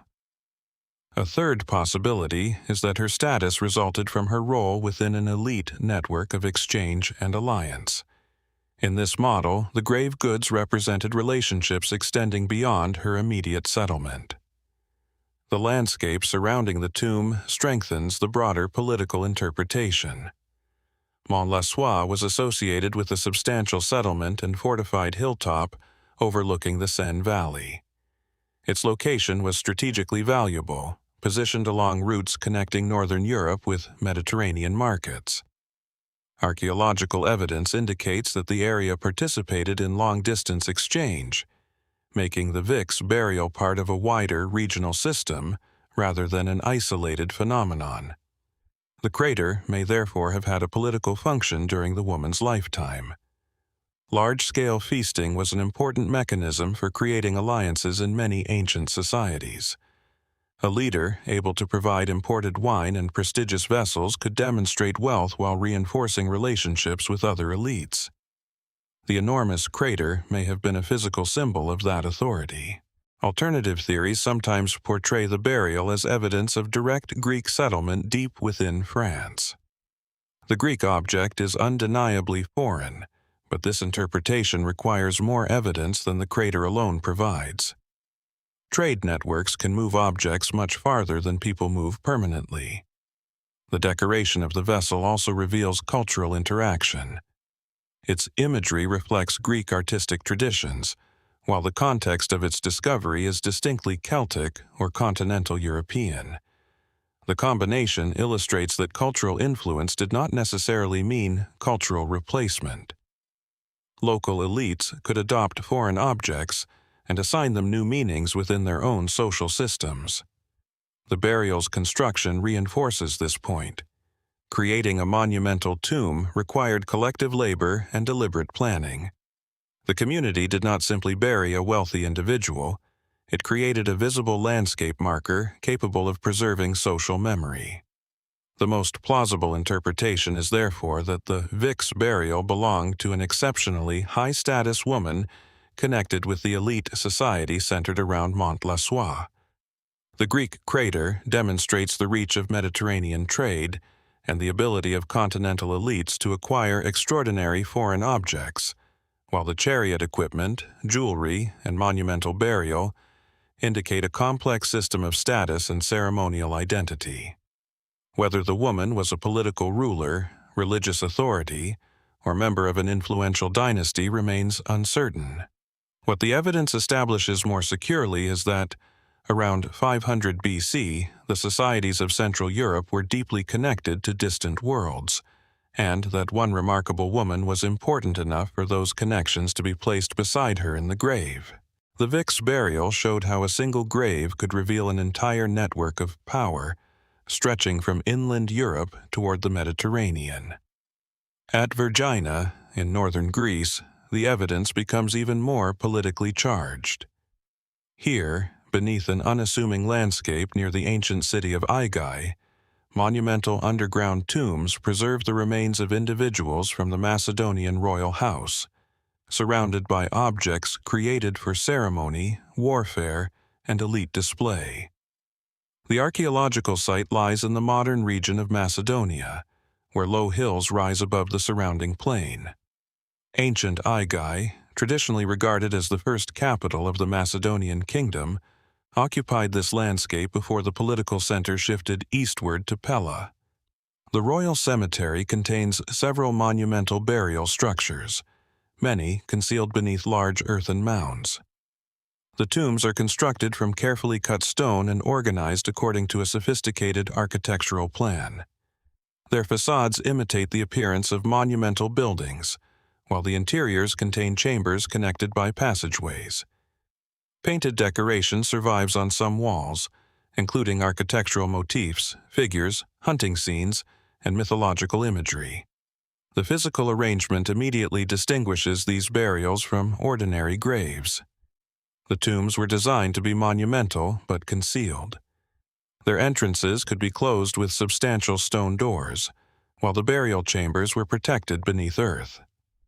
This combination of grandeur and concealment suggests that the tombs were intended to honor elite individuals while preserving their remains from ordinary disturbance. The archaeological richness of the complex reinforces that interpretation.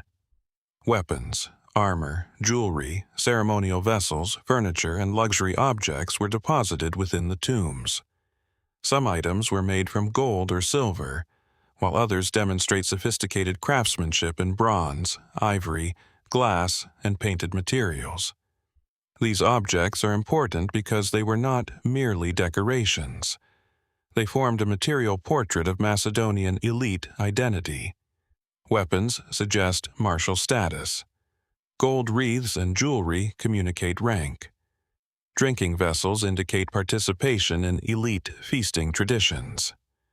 Furniture and ceremonial equipment demonstrate access to specialized craftsmen. Taken together, the assemblage suggests that these individuals belong to the highest levels of Macedonian society. The historical context makes the tombs even more significant. Aigai was closely associated with the Argead dynasty, the royal family that produced Philip II and his son Alexander III, better known as Alexander the Great. The royal cemetery therefore occupies a central position in the political history of 4th century BC Macedonia. The most famous debate concerns the identity of the individuals buried in the two principal tombs, commonly known as Tomb 2 and Tomb 1. Tomb 2 is especially important because it contained extraordinarily rich objects and a male burial accompanied by weapons, armor, and other elite equipment. For decades, many scholars identified the principal male occupant as Philip II, Alexander's father, while another burial was interpreted as belonging to a royal woman, possibly Cleopatra, one of Philip's wives. This identification became influential, but it has never been completely free of controversy. Some researchers have proposed that the male remains could belong to another member of the Macedonian royal family, particularly Philip III Aridaeus, Alexander's half-brother and successor. The debate depends upon chronology, osteological evidence, grave architecture, painted decoration, and the historical circumstances surrounding the deaths of the individuals. This is an important distinction. The argument does not concern whether the tomb is royal. That is strongly supported by the archaeological evidence. The dispute concerns which royal individuals occupied specific graves. Tomb 1 presents a different problem. Its occupants appear to have been violently killed, and the structure was decorated with a remarkable wall painting depicting the abduction of Persephone. The destruction of the burial and the presence of multiple remains have led researchers to connect it with members of the royal family who died during periods of political violence. One possible interpretation is that the tombs reflect not only royal wealth, but the instability of Macedonian succession. The 4th century BC was marked by warfare, dynastic rivalries, assassinations, and rapid political transformation. A royal burial could therefore serve as a statement of legitimacy. By preserving the remains of a ruler within the ancestral cemetery, the Macedonian monarchy reinforced the continuity of the dynasty. The painted scenes add another dimension. The hunting imagery associated with the royal tombs has often been interpreted as a representation of aristocratic virtue. Hunting demonstrated courage, skill, leadership, and mastery over the natural world. Mythological scenes, meanwhile, could connect royal identity with heroic and divine narratives. Alternative theories occasionally extend the identification debate into more dramatic territory, suggesting that the tombs were deliberately misidentified or that their contents belonged to entirely different historical figures. Some disagreement is legitimate, particularly where osteological evidence and historical chronology intersect. But the broader archaeological context strongly supports the interpretation of the cemetery as a Macedonian royal complex. The controversy itself is useful because it demonstrates the limits of archaeological certainty. Artifacts rarely carry labels stating exactly who owned them. Researchers reconstruct identities by combining independent evidence. A golden wreath may reveal status, but not a name. A weapon may indicate a warrior, but not which warrior. Even human remains can be difficult to identify after centuries of decomposition, disturbance, cremation, or mixing. Scientific analysis has therefore become increasingly important. Examination of bones, teeth, cremation patterns, materials, and construction techniques can test older historical assumptions. As analytical methods improve, the interpretation of the tombs may become more precise. The most plausible picture is of Vergina as a royal cemetery belonging to the Macedonian dynasty and deeply connected with the political world that produced Philip II and Alexander the Great. The monumental architecture, extraordinary grave goods, and painted decoration leave little doubt about the status of those buried there. What remains unsettled is the identity of particular individuals, especially within the most richly furnished tombs, and the precise sequence of royal burials. Those questions do not diminish the importance of the site. Instead, they reveal how archaeology reconstructs history from fragments, continually testing names and narratives against the physical evidence preserved beneath the Macedonian earth. The royal tombs of Vergina reveal how power could be preserved through architecture, objects, and carefully constructed memory. Yet, in Sweden, another monument approached remembrance through a very different instrument: language itself. At Rök, in Östergötland, a tall granite block carries one of the longest surviving runic inscriptions from the Viking Age, its carved surfaces preserving a dense mixture of names, legends, heroic references, and statements whose precise meaning has occupied scholars for generations. The stone stands roughly 2.5 meters above ground, although its total length is greater because part of it extends below the surface. Its rectangular shape is substantial, with inscriptions covering several faces. Hundreds of runes were carved into the stone, using different orientations and arrangements. Some passages run conventionally across the surface. Others are arranged in unusual patterns, forcing the reader to move around the monument. The physical object already tells us something important. This was not a casual inscription. Carving so many characters into hard stone required planning, skilled execution, and considerable labor. The monument was designed to be encountered physically, with its message distributed across multiple surfaces. Its complexity suggests that the inscription was intended for an audience capable of appreciating both its content and its unusual construction. The stone is generally dated to the early 9th century AD, usually around the first half of that century. The inscription begins with a statement identifying its maker, Varin, who says that he carved the runes in memory of his dead son, Veimod. That detail provides the clearest starting point for interpretation. At its foundation, the Rök stone is a memorial. A father commissioned a monument to preserve the memory of his son. But the text quickly expands beyond a simple statement of grief. It refers to legendary figures, rulers, warriors, and heroic episodes. Some passages appear to present riddling challenges, while others invoke famous names from Germanic heroic tradition. The result is less like a conventional grave inscription and more like a carefully constructed literary monument. This leads to the first logical inference. Varen was probably not merely recording his son's name. He was placing Vemod within a much larger cultural and heroic framework. The references to legendary heroes would have carried meaning for an audience familiar with oral traditions. By associating his son with these stories, Varen could transform an individual death into part of a larger inherited memory. One of the most discussed sections concerns a sequence of questions or statements involving legendary figures and remarkable events. Older scholarship often interpreted these passages as references to heroic mythology, perhaps designed as intellectual riddles for the reader.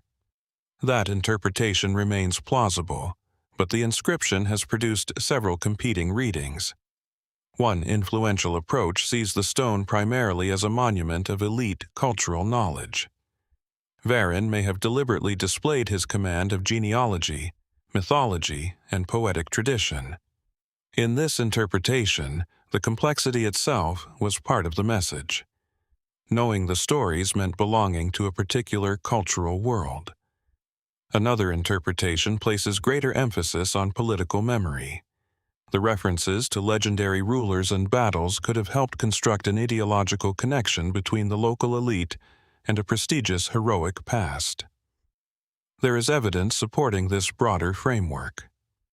Viking Age monumental inscriptions frequently combined personal remembrance with claims about family, authority, ancestry, and reputation. The Rök stone fits comfortably within that tradition, even though its scale and complexity are exceptional. The stone's most famous puzzle concerns its references to 20 kings and 20 kings being defeated, along with other numerical and heroic statements. For many years, researchers attempted to connect these passages with specific historical conflicts. More recent scholarship has proposed a different approach. Some of the text may reflect concerns about catastrophic events, memory, and the survival of society rather than a straightforward historical chronicle. This interpretation deserves careful qualification. The inscription does contain imagery associated with heroic conflict, but there is no secure evidence that it records a single identifiable battle. Treating every reference as literal history can therefore create a misleading picture. A more economical explanation is that Varen deliberately combined historical-sounding material with mythology and poetic tradition. The purpose may have been to create a monumental meditation on memory, courage, lineage, and death. The circumstances of Vemod's death could also matter. The inscription was created during a period when Scandinavian communities were experiencing significant social and political change. Long-distance travel, emerging kingdoms, religious transformation, and expanding networks were reshaping Northern Europe. Yet, it would be difficult to connect the stone directly to any one political event without additional evidence. Alternative theories have sometimes interpreted the Rök inscription as a coded astronomical document, a concealed historical chronicle, or even evidence of knowledge derived from distant civilizations. The stone certainly demonstrates sophisticated literacy and numerical awareness, but these interpretations generally require assumptions that extend beyond what the surviving text securely supports. There is, however, one intriguing feature that deserves attention. The inscription appears intentionally difficult. Some passages use unusual rune arrangements, repeated formulaic structures, and compressed references. This may have been deliberate rather than accidental. The difficulty could have created a kind of intellectual performance, rewarding readers who possess the cultural knowledge necessary to interpret it. The monument may therefore have functioned on several levels simultaneously. To a casual observer, it was a memorial stone. To someone familiar with runes, it was an extraordinary literary composition. To members of the local elite, it may have communicated knowledge of heroic traditions and ancestry. To Varen himself, it was ultimately an attempt to preserve the memory of Veimod. That combination helps explain why the inscription remains difficult without making it inexplicable. The most plausible interpretation is that the Rök Runestone represents an exceptionally sophisticated Viking Age memorial, constructed from a mixture of personal remembrance, heroic tradition, mythology, and elite cultural knowledge. Its obscure passages probably reflect deliberate poetic complexity rather than a hidden technological code. Yet, the exact meaning of several sections remains disputed, partly because Viking Age oral traditions are only imperfectly preserved, and because the inscription compresses multiple layers of reference into a single monument. As scholars continue comparing its language with other early Scandinavian texts, the stone may become clearer, not necessarily by revealing one secret message, but by showing how Varen transformed the memory of his son into something much larger than a name carved into stone. The Rök Runestone preserved memory through language, but its message belonged to a world of northern forests, royal lineages, and heroic traditions.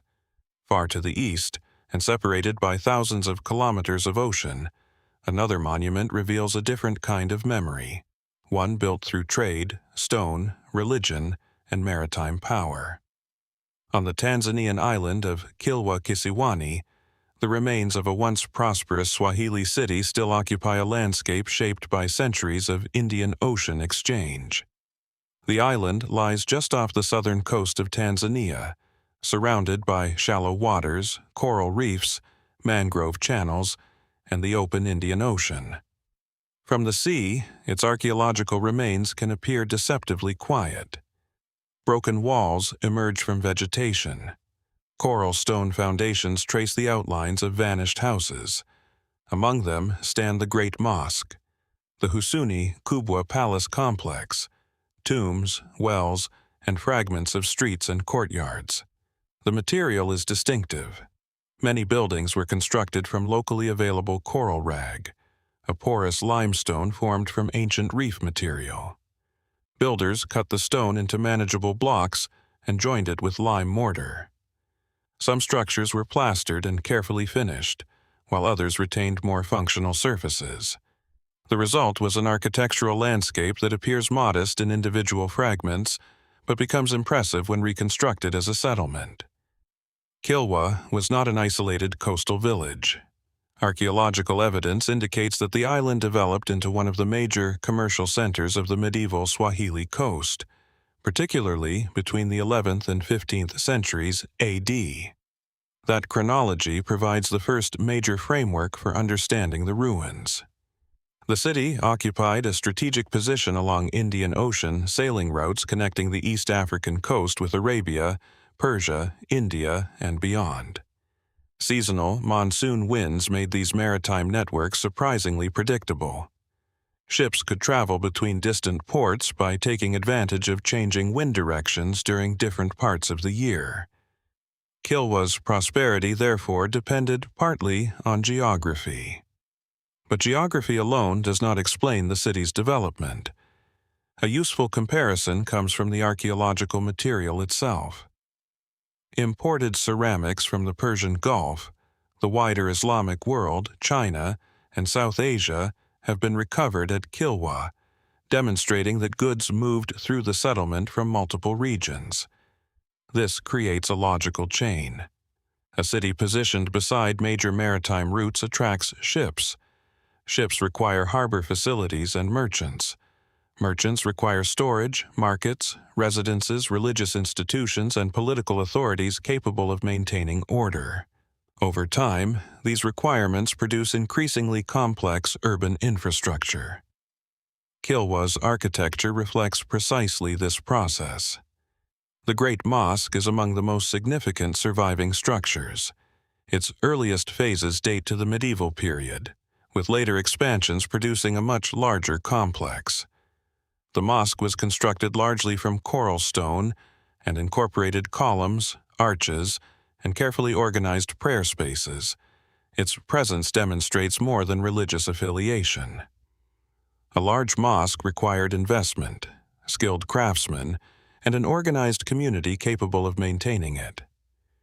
Its position within the urban landscape also suggests that Islam was deeply integrated into Kilwa's political and commercial identity. The palace complex known as Husuni Kubwa provides an even clearer indication of elite power. Situated near the shoreline, the complex contains large courtyards, rooms, terraces, stairways, and monumental architectural elements. Its exact function remains debated, but its scale and construction clearly distinguish it from ordinary domestic buildings. One mainstream interpretation identifies Husuni Kubwa as a royal or elite residence, possibly associated with Sultan al-Hasan ibn Sulayman, who ruled Kilwa in the 14th century. Another possibility is that parts of the complex served ceremonial, commercial, or hospitality functions, rather than functioning purely as a private palace. That distinction matters because medieval rulers often combined political, residential, and ceremonial spaces. The city's wealth becomes even more visible through its imported objects. Chinese porcelain, glazed ceramics, glass beads, coins, and other foreign materials indicate participation in long-distance commerce. At the same time, Kilwa was closely connected with products originating from the African interior, especially gold.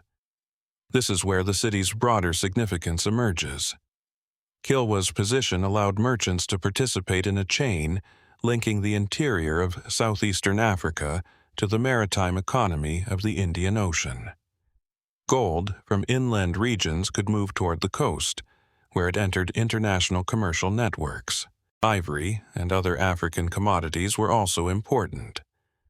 The city therefore functioned as an intermediary. Its prosperity did not depend simply on producing everything it traded. Instead, its strength came from controlling connections between different economic zones. The architecture reflects this intermediary role. Warehouses, courtyards, domestic compounds, wells, mosques, tombs, and elite residences formed a settlement adapted to both commercial and residential life. Even where specific buildings cannot be assigned with certainty, their distribution suggests a dense urban environment rather than a temporary trading station. This observation helps address one of Kilwa's enduring misconceptions. Because many surviving buildings are made from coral stone, the ruins can appear visually disconnected from the sophisticated society that produced them. Yet, coral construction was a highly developed local technology. Builders understood how to extract, shape, transport, and join the material, while lime plaster allowed surfaces to be refined and protected. The use of coral stone, therefore, should not be interpreted as evidence of architectural simplicity. The cultural identity of Kilwa presents another important issue. Older historical narratives sometimes portrayed Swahili coastal cities as fundamentally foreign creations, suggesting that Persian or Arab settlers were responsible for establishing their civilization. Modern archaeology presents a more complex picture. The strongest evidence indicates that Swahili urban society developed primarily from African coastal communities that participated extensively in Indian Ocean trade and adopted Islam while maintaining distinctive local traditions. Foreign merchants and settlers certainly contributed to these networks, but the archaeological record does not require the idea of an externally founded civilization. This distinction becomes especially important when examining imported artifacts. Chinese porcelain inside an African settlement does not mean that Chinese people built the city. Persian-style objects do not automatically demonstrate Persian political control. Trade produces mixtures of material culture without necessarily producing population replacement. Alternative theories occasionally exaggerate these foreign connections, presenting Kilwa as evidence of a hidden overseas empire or an unexplained maritime civilization. The evidence does not support such interpretations. What it does reveal is arguably more interesting. African societies were active participants in an international commercial system centuries before European colonial expansion reached the region. The city's later decline provides another layer of reasoning. By the 15th century, Kilwa remained important, but political and commercial conditions were changing. Portuguese fleets entered the Indian Ocean at the end of the 15th century, and Portuguese attacks disrupted established coastal networks. Kilwa was eventually brought under Portuguese influence, while regional economic patterns shifted. Its decline was therefore not necessarily the result of a single catastrophe. Changes in political authority, trade routes, maritime competition, and regional economics could gradually weaken a city's position.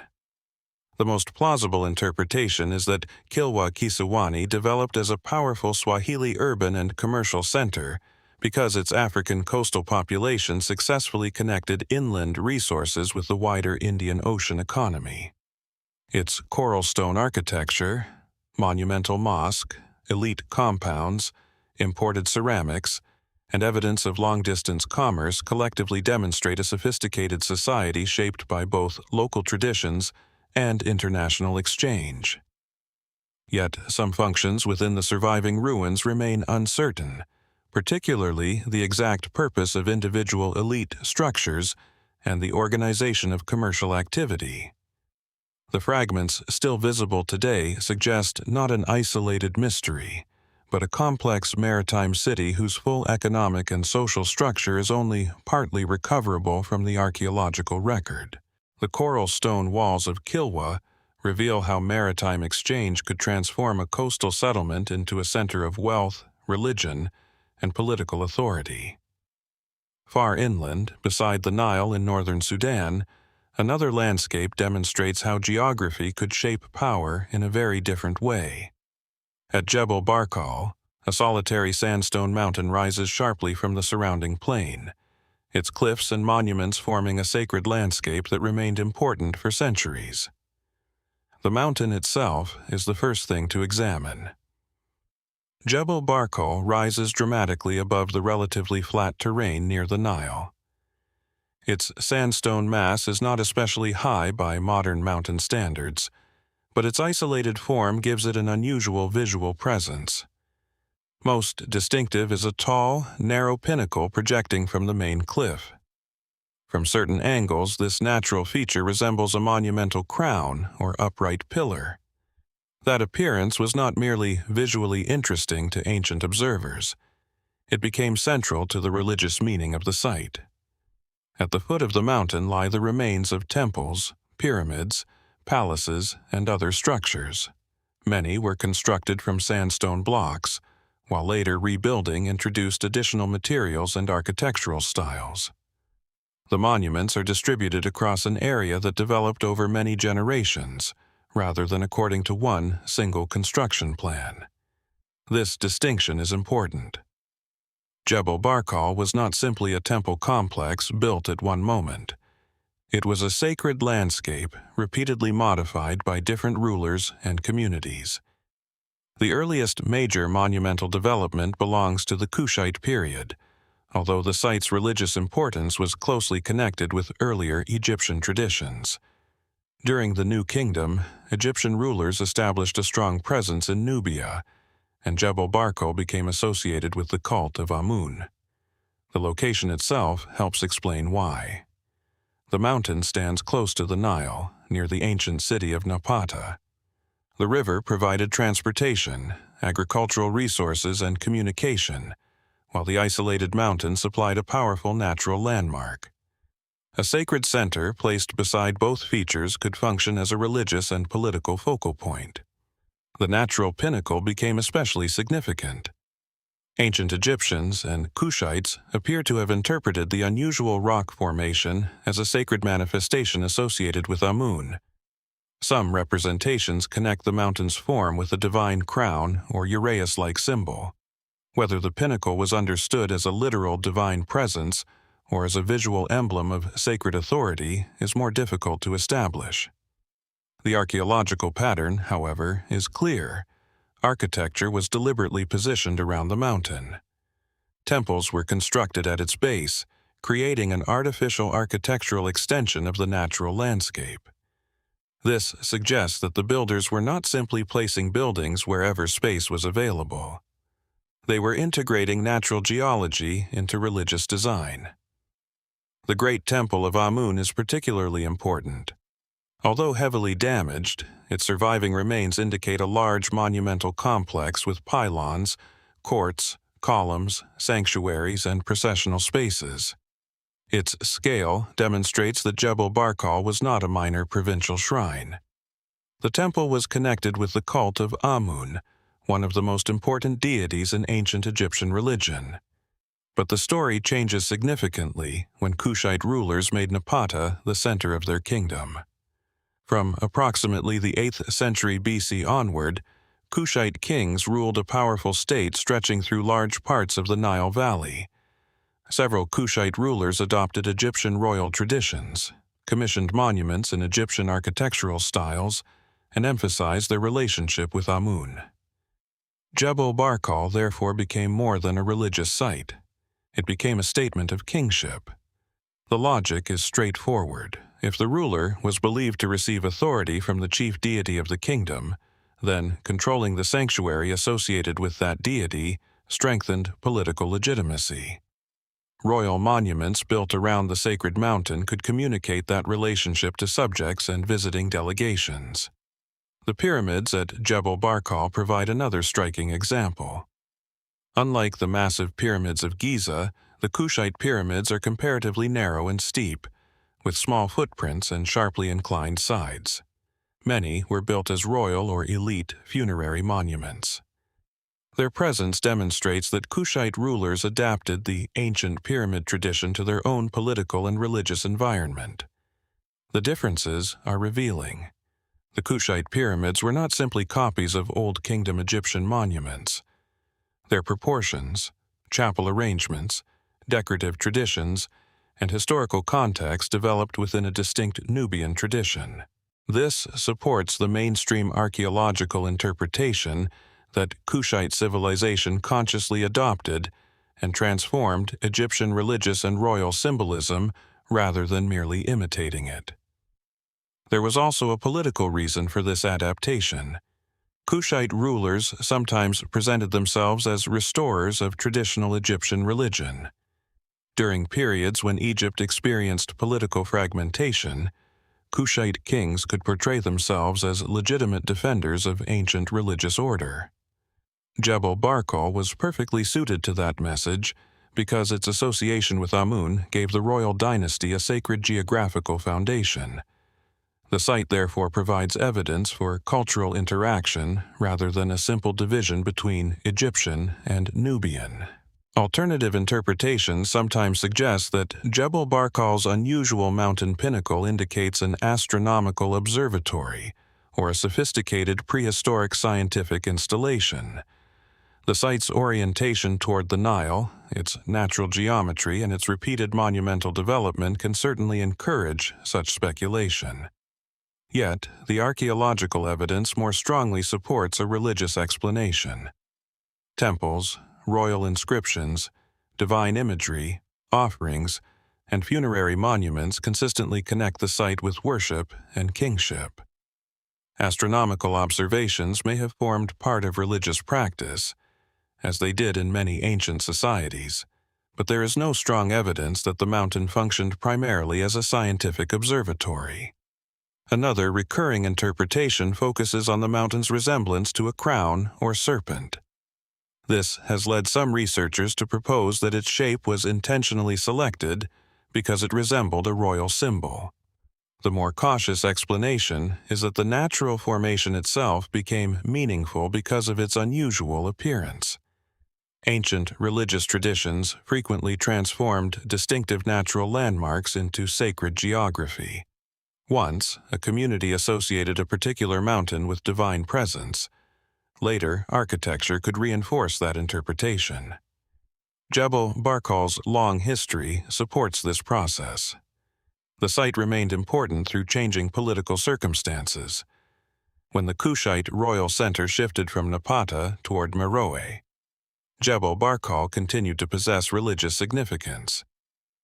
Its monuments therefore outlived the political circumstances that originally made it central to the kingdom. This continuity suggests that sacred geography could be more durable than political geography. A capital can move, dynasties can disappear, trade routes can change. Yet, a mountain regarded as the dwelling place or manifestation of a deity can retain significance across generations. The most plausible interpretation is that Jebel Barkal became powerful because several forms of geography converged there. The Nile supplied communication and resources. The mountain provided an unmistakable sacred landmark, and the surrounding plain offered space for temples, royal monuments, and pyramids. Kushite rulers then incorporated the site into a political theology centered on Amun and royal legitimacy.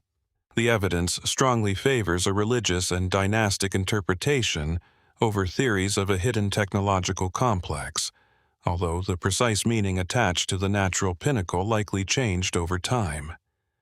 The surviving monuments preserve only part of that evolving relationship between landscape, worship, and kingship, leaving room for further archaeological work to clarify how different generations understood the mountain and the authority it represented.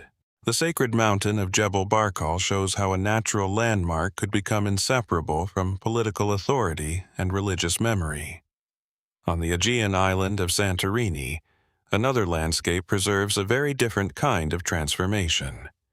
Here, an entire settlement was sealed beneath volcanic material, leaving houses, streets, paintings, vessels, and everyday objects suspended at a moment in the Bronze Age. The site is Akrotiri, located on the southern part of Santorini, ancient Thera. From the modern landscape, the settlement is difficult to appreciate in its original form. Much of the ancient town remains buried beneath thick deposits of volcanic ash and pumice. Excavated sections reveal multi-story buildings rising around paved streets and narrow passages, with walls constructed from stone, mud brick, timber, and carefully finished plaster. The architecture is immediately revealing. Several buildings reached multiple levels and contained staircases, storage areas, workshops, living spaces, and rooms whose functions remain difficult to define. Doorways and windows were carefully positioned, while drainage installations indicate a sophisticated approach to water management. The settlement was not an accidental collection of houses. Its streets and buildings form an organized urban environment, suggesting long-term planning and repeated rebuilding. Archaeological evidence indicates that Akrotiri developed over centuries, gradually becoming a substantial center rather than appearing suddenly as a fully formed city. Its location provides the next clue. Santorini sits within the Aegean Sea, at a position well suited to maritime communication. During the Bronze Age, islands were not isolated obstacles. They were stepping stones between mainland Greece, Crete, Anatolia, Cyprus, and the eastern Mediterranean. The objects recovered at Akrotiri confirmed that its inhabitants participated in these networks. Pottery styles, imported materials, and artistic influences demonstrate contact with other Aegean communities and regions farther east. This does not mean Akrotiri was controlled by a foreign power. Instead, the evidence points toward a community deeply integrated into a wider maritime economy. The settlement's wall paintings provide perhaps the most vivid evidence. Frescoes depict landscapes, animals, ships, plants, buildings, and human figures. Some scenes show richly detailed environments that resemble real Mediterranean landscapes, while others appear more symbolic or ceremonial. The famous miniature fresco showing ships and coastal settlements is particularly valuable because it provides information about how Bronze Age artists imagined maritime environments. The vessels are shown with considerable attention to construction and equipment, while the surrounding landscape contains buildings, vegetation, and human activity. This has encouraged scholars to interpret Akrotiri as an important maritime center. The reasoning is strengthened by the settlement's material wealth. Large storage vessels, imported ceramics, metal objects, and specialized tools indicate that goods were being accumulated, processed, and redistributed. Yet, the exact political structure remains uncertain. Unlike later Greek cities, Akrotiri has not produced a clear palace archive comparable to the Linear B administrative records found at Mycenaean centers.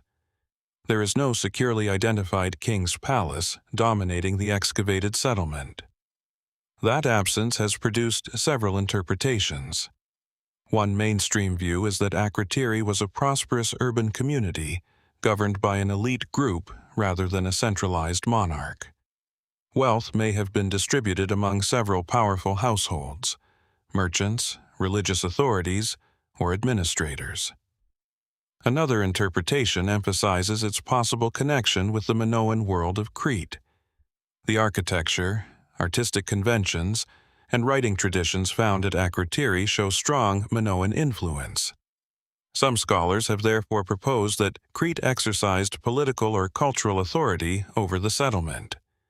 The evidence supports strong interaction, but political control is harder to demonstrate. Minoan-style frescoes and pottery do not automatically mean Cretan occupation. Local artists could adopt foreign artistic conventions because they were prestigious or commercially useful. Akrotiri may therefore represent a hybrid cultural environment in which local traditions and external influences became deeply intertwined. The volcanic eruption provides the site's most extraordinary archaeological circumstance. At some point during the second millennium BC, Thera experienced a catastrophic volcanic eruption. Enormous quantities of ash and pumice covered the settlement, preserving structures and objects beneath the deposits. But the evidence indicates that many inhabitants left before the final destruction. This deduction comes from the absence of large numbers of human remains and the scarcity of valuable personal objects that would normally be expected in a suddenly destroyed settlement. People appear to have recognized warning signs and evacuated at least part of the population. Earthquakes may have played an important role. Before the major eruption, seismic activity likely damaged buildings and created conditions that encouraged residents to leave. The eruption itself probably occurred in phases, giving at least some inhabitants an opportunity to escape. This sequence is important because it changes the traditional image of Akrotiri. The settlement was not necessarily frozen by an instantaneous eruption while everyone continued ordinary life. Instead, the archaeological evidence suggests a process: seismic disturbance, damage, evacuation, and eventually burial beneath volcanic deposits. Alternative theories sometimes connect Akrotiri directly with the legendary Atlantis described by Plato. The comparison is understandable. Both involve an advanced maritime society, a catastrophic destruction, and a location associated with the sea. But chronology creates a major problem. Plato's account was written many centuries after the Bronze Age eruption, and the details of Atlantis do not correspond closely enough with Akrotiri to establish an identification. At most, Akrotiri may have contributed indirectly to later Mediterranean traditions about catastrophic islands, but there is no archaeological proof that it was Atlantis. Another possibility is more modest and historically useful. Memories of major volcanic disasters may have survived through oral traditions, later becoming transformed into stories with religious or philosophical meanings. The preserved buildings provide further evidence of the settlement's complexity. Storage jars indicate agricultural and commercial activity. Workshops reveal specialized production. Frescoes demonstrate artistic skill. Drainage systems show technical planning. Imported materials establish long-distance connections. Taken together, these observations point toward a prosperous urban society with specialized labor and extensive maritime contacts. The most plausible interpretation is that Akrotiri was a sophisticated Bronze Age Aegean settlement whose prosperity depended heavily on agriculture, craft production, maritime exchange, and connections with the wider Minoan and Eastern Mediterranean world. The volcanic eruption did not create its complexity, it preserved it. The absence of a clearly identified palace leaves its political organization uncertain, while the strength of Minoan influence continues to invite debate over cultural affiliation and possible political relationships. What remains especially valuable is the unusual completeness of the archaeological record. Streets, buildings, objects, paintings, and environmental evidence survive together, allowing researchers to reconstruct much of the settlement's daily structure, while still leaving its wider political identity only partially understood. The buried streets of Akrotiri preserve the moment when a maritime community was forced to abandon its homes. Centuries later, another settlement on the edge of a distant ocean tells a different story of movement. At Lonzo Meadows, on the northern tip of Newfoundland, the remains are quieter. Low, grassy ridges, turf-covered foundations, and dark traces of ironworking that provide unusually direct evidence of Europeans reaching North America around 1,000 years ago. The site occupies a windswept coastal landscape at the tip of the Great Northern Peninsula. Low vegetation covers much of the ground, while the Atlantic stretches beyond the shoreline. The climate is cool, the growing season short, and the terrain exposed to strong winds. Nothing about the modern landscape suggests a large, permanent city. That is precisely why the archaeological remains are so important. Excavations revealed the outlines of several structures constructed from timber and covered with turf. Their walls were formed from wooden frames supported by posts, with layers of earth and vegetation providing insulation. The buildings included halls, smaller rooms, and workshops. One structure was particularly significant because it contained evidence of metalworking. The physical evidence provides the first firm connection with Scandinavia. Iron production at the site involved working bog iron, a naturally occurring resource common in parts of the North Atlantic. Archaeologists recovered iron slag, furnace remains, and other debris associated with smithing. Even more importantly, fragments of worked wood, including a piece showing evidence of a metal blade, fit within a technological tradition associated with Norse craftsmanship. The strongest evidence came from radiocarbon dating and, more recently, studies of tree rings. Wood recovered from the site has been linked to trees cut in AD 1021, providing a remarkably precise chronological anchor. The date places Norse activity at Lonzo Meadows approximately 5 centuries before Columbus's first voyage across the Atlantic. This changes the historical sequence considerably. The site is not simply evidence that Europeans eventually reached North America. It demonstrates that Norse sailors crossed the North Atlantic and established at least a temporary settlement in what is now Canada. The settlement itself appears relatively small. There is no evidence of a vast colony with hundreds of permanent residents. Instead, the buildings suggest a compact community capable of housing a limited number of people while supporting specialized activities such as woodworking, repair, and iron production. This leads to an important inference about its purpose. Lonzo Meadows may have functioned as a base rather than a conventional farming village. Its location is strategically useful because it lies near rich marine resources and provides access to surrounding regions. A settlement in this position could support exploration farther south while serving as a place to repair ships, process materials, and prepare for longer journeys.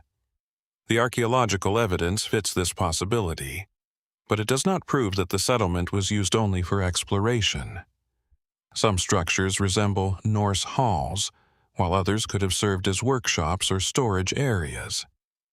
The presence of ironworking suggests that the inhabitants were producing or repairing tools rather than merely passing through for a brief visit. The surrounding environment also matters. The area contains bogs, forests, freshwater, and marine resources. Although the northern climate would have made intensive agriculture difficult, inhabitants could have obtained food through fishing, hunting, gathering, and limited cultivation. This combination would have allowed a relatively small group to survive without establishing the extensive agricultural infrastructure required by a larger colony. The Norse sagas provide a second source of evidence, although they must be handled carefully. Medieval Icelandic texts describe voyages westward to lands known as Greenland, Helluland, Markland, and Vinland. Some passages describe settlements, encounters with indigenous peoples, and attempts to establish communities farther west. La'ans al-Meadows has often been associated with these accounts, particularly the Vinland voyages attributed to figures such as Leif Erikson. The archaeological evidence makes a Norse presence in North America certain, but it does not allow researchers to identify the site as a particular settlement described in the sagas with absolute confidence. The reason is simple. The sagas were written down centuries after the events they describe. They preserve memories of earlier voyages, but those memories pass through generations of oral storytelling. Details could have been condensed, expanded, or rearranged. A cautious interpretation therefore uses the archaeological evidence first and the sagas second. There is another important dimension to the site: indigenous presence. The Norse were not entering an empty continent. Indigenous peoples had occupied Newfoundland and other parts of North America for thousands of years. The archaeological record indicates that different cultural groups used the region before and after the Norse settlement. Some evidence has been interpreted as suggesting contact or interaction between Norse travelers and indigenous populations, although the precise nature and frequency of such encounters remain uncertain. This matters because the story of La'ans al-Meadows is not simply one of European discovery. It is evidence of one society entering a landscape already inhabited, traveled, and understood by other peoples. Alternative theories have occasionally proposed that earlier Europeans reached North America before the Norse, pointing to disputed artifacts, ambiguous inscriptions, or speculative voyages. Most of these claims lack archaeological support comparable to La'ans al-Meadows. The site is valuable precisely because the evidence is coherent. The buildings, Norse construction techniques, ironworking, artifacts, environmental setting, and precise tree ring date all reinforce one another. That convergence makes the mainstream interpretation considerably stronger than theories based on isolated objects. The settlement's apparent short duration is equally revealing. There is no clear evidence of a large, continuously expanding European population. The site seems to have been occupied for a limited period before being abandoned. This could reflect practical difficulties: the distance from Greenland, limited agricultural potential, harsh weather, logistical challenges, and the possibility of conflict or competition with indigenous populations. A temporary base may therefore have been more practical than a permanent colony. The site's location also fits the geography of Norse exploration. Sailors traveling west from Greenland could use the North Atlantic islands and coastlines as stages. Newfoundland offered timber resources that were scarce in Greenland, making the journey economically worthwhile even without establishing a permanent settlement. The most plausible interpretation is that La'ans al-Meadows was a Norse exploration and resource base established around AD 1021, probably serving a small population involved in ship support, woodworking, ironworking, and further exploration. Its structures and artifacts provide exceptionally strong archaeological evidence for a Scandinavian presence in North America, while the sagas offer a broader literary context that may preserve memories of related voyages. The exact duration, size, and purpose of the settlement remain less certain, as does the extent of contact with indigenous communities. What the evidence allows us to reconstruct with confidence is a carefully organized but limited Norse foothold, one that reveals how far medieval Atlantic navigation had already extended, while leaving the full scale of those voyages only partially visible in the surviving archaeological record. The Atlantic settlement at Lons o Meadows revealed a different kind of frontier, a small Norse foothold shaped by distance, weather, and the demands of survival. Far from that northern coastline, another settlement demonstrates how a state could use elevation, architecture, and carefully controlled resources to dominate a strategic landscape. At Altıntepe, in eastern Anatolia, the remains of an Urartian fortress rise above a broad valley, preserving traces of a society that turned stone and geography into instruments of authority.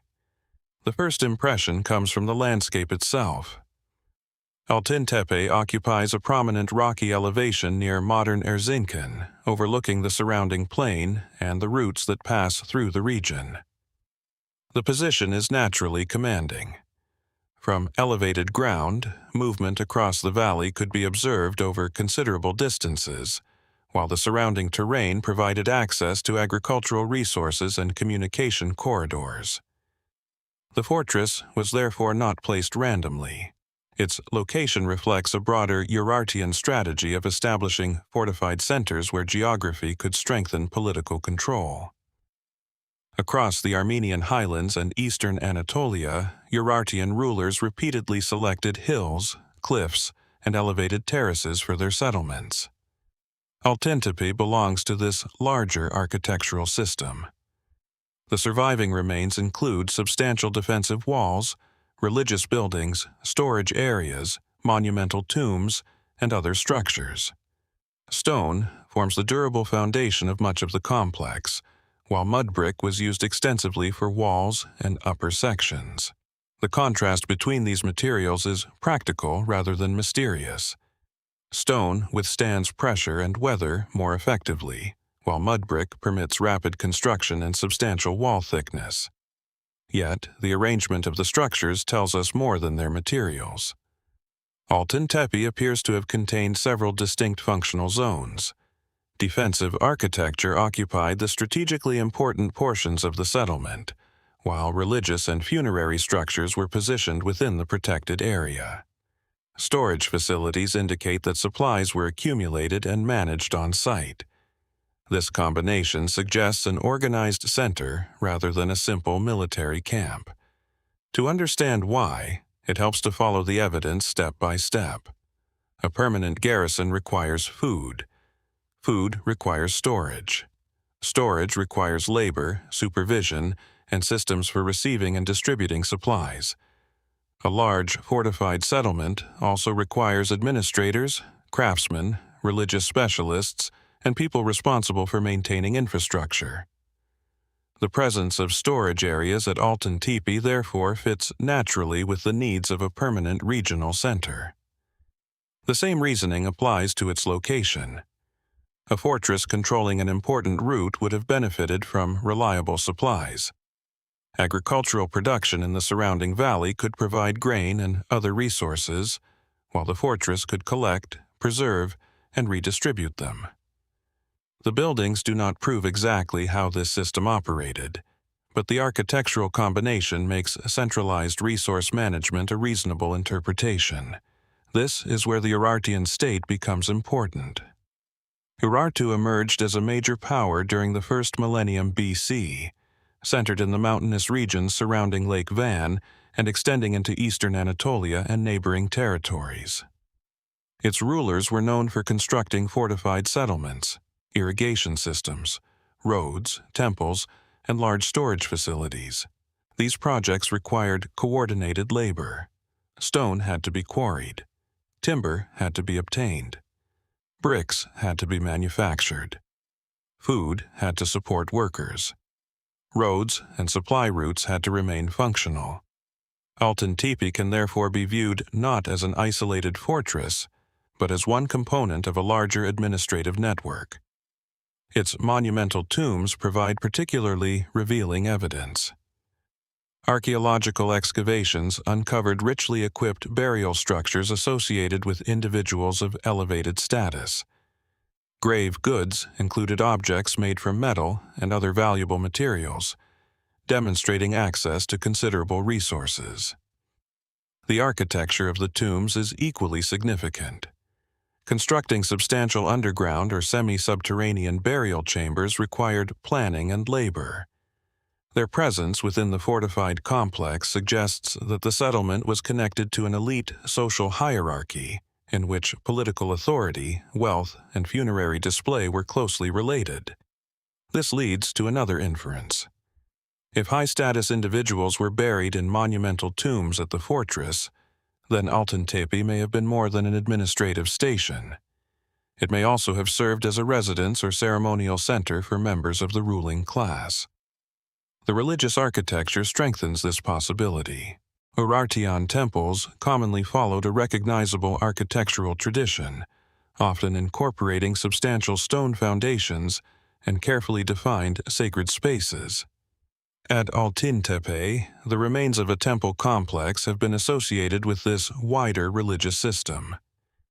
The exact deity worshipped at every structure cannot always be established with certainty, particularly where inscriptions or decorative evidence are incomplete.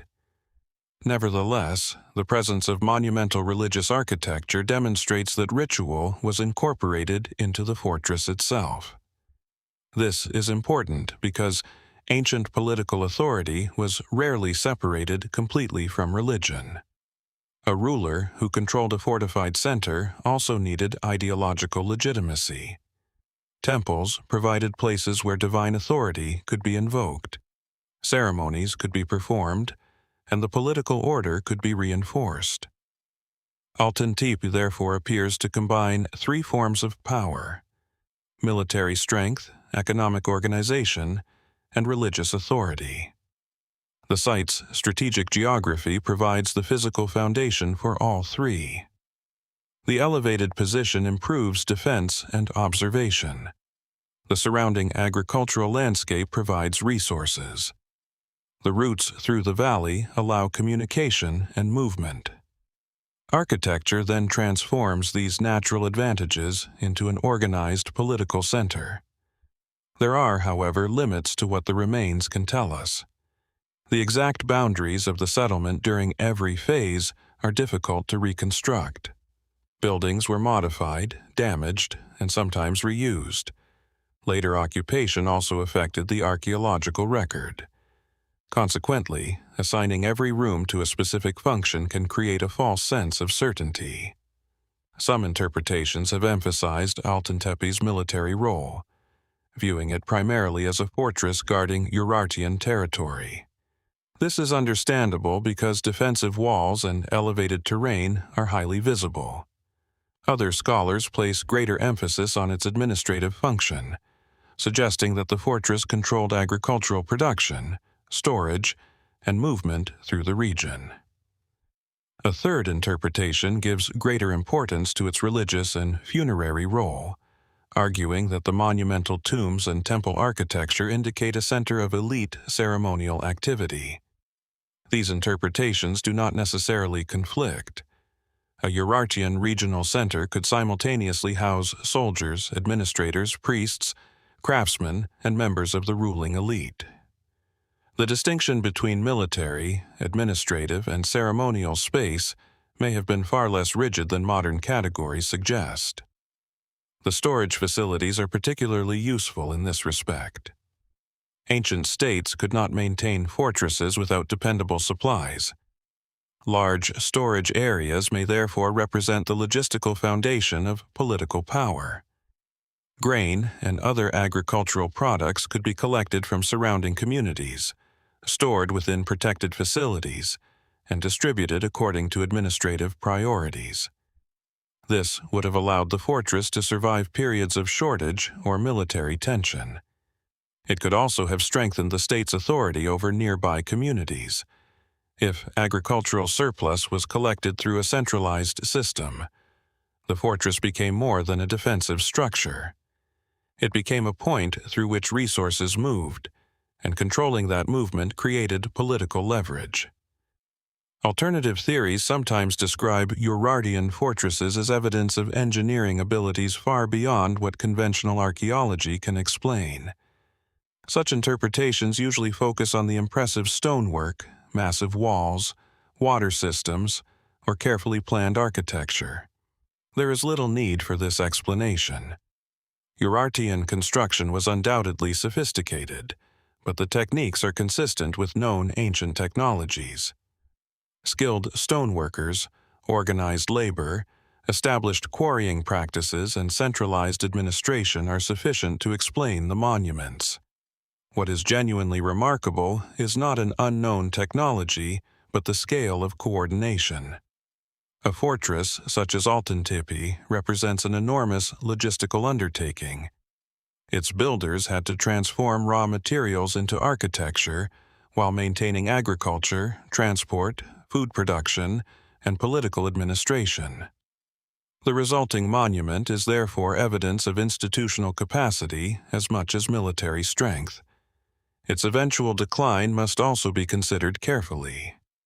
Urartu ceased to function as a major independent kingdom toward the end of the 7th century BC, during a period of significant political change throughout the region. The disappearance of the Urartian state cannot be reduced to one clearly documented event at Altıntepe.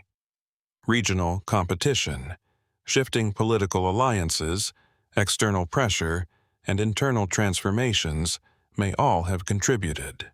The fortified heights of Altıntepe showed how political authority could be anchored to stone, elevation, and carefully managed resources.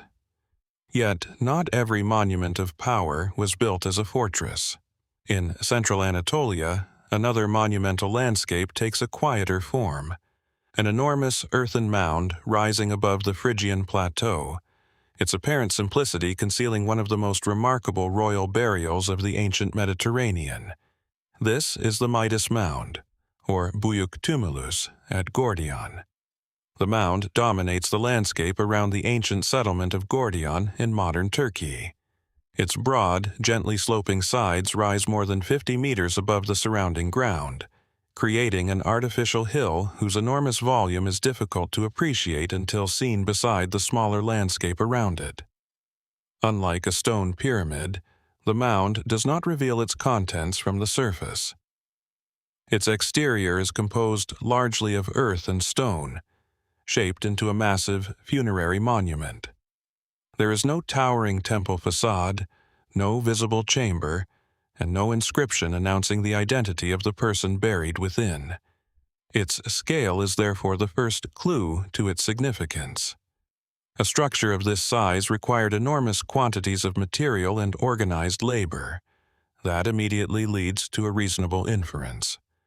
Whoever commissioned the monument belonged to a society capable of mobilizing substantial resources for the burial of an individual of exceptional status. The mound forms part of a much larger funerary landscape around Gordion. Numerous smaller tumuli were constructed in the surrounding area, creating a monumental field of artificial hills. This pattern matters. The Midas Mound was not an isolated experiment. It belonged to a Phrygian tradition of elite burial, in which the dead were placed within timber-built chambers and covered by enormous earthen structures.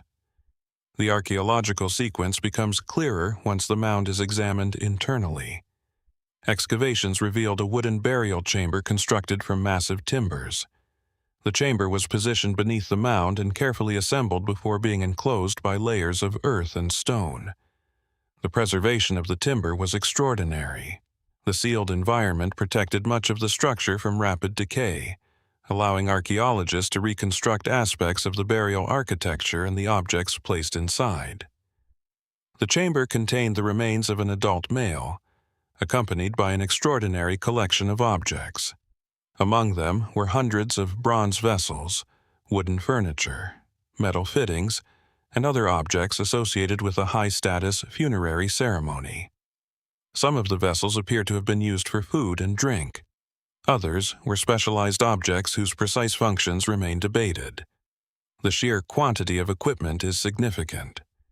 A burial equipped with such an extensive collection suggests that the ceremony was not simply intended to dispose of the dead. It appears to have been a carefully staged demonstration of status, wealth, and social identity. The wooden furniture provides another clue.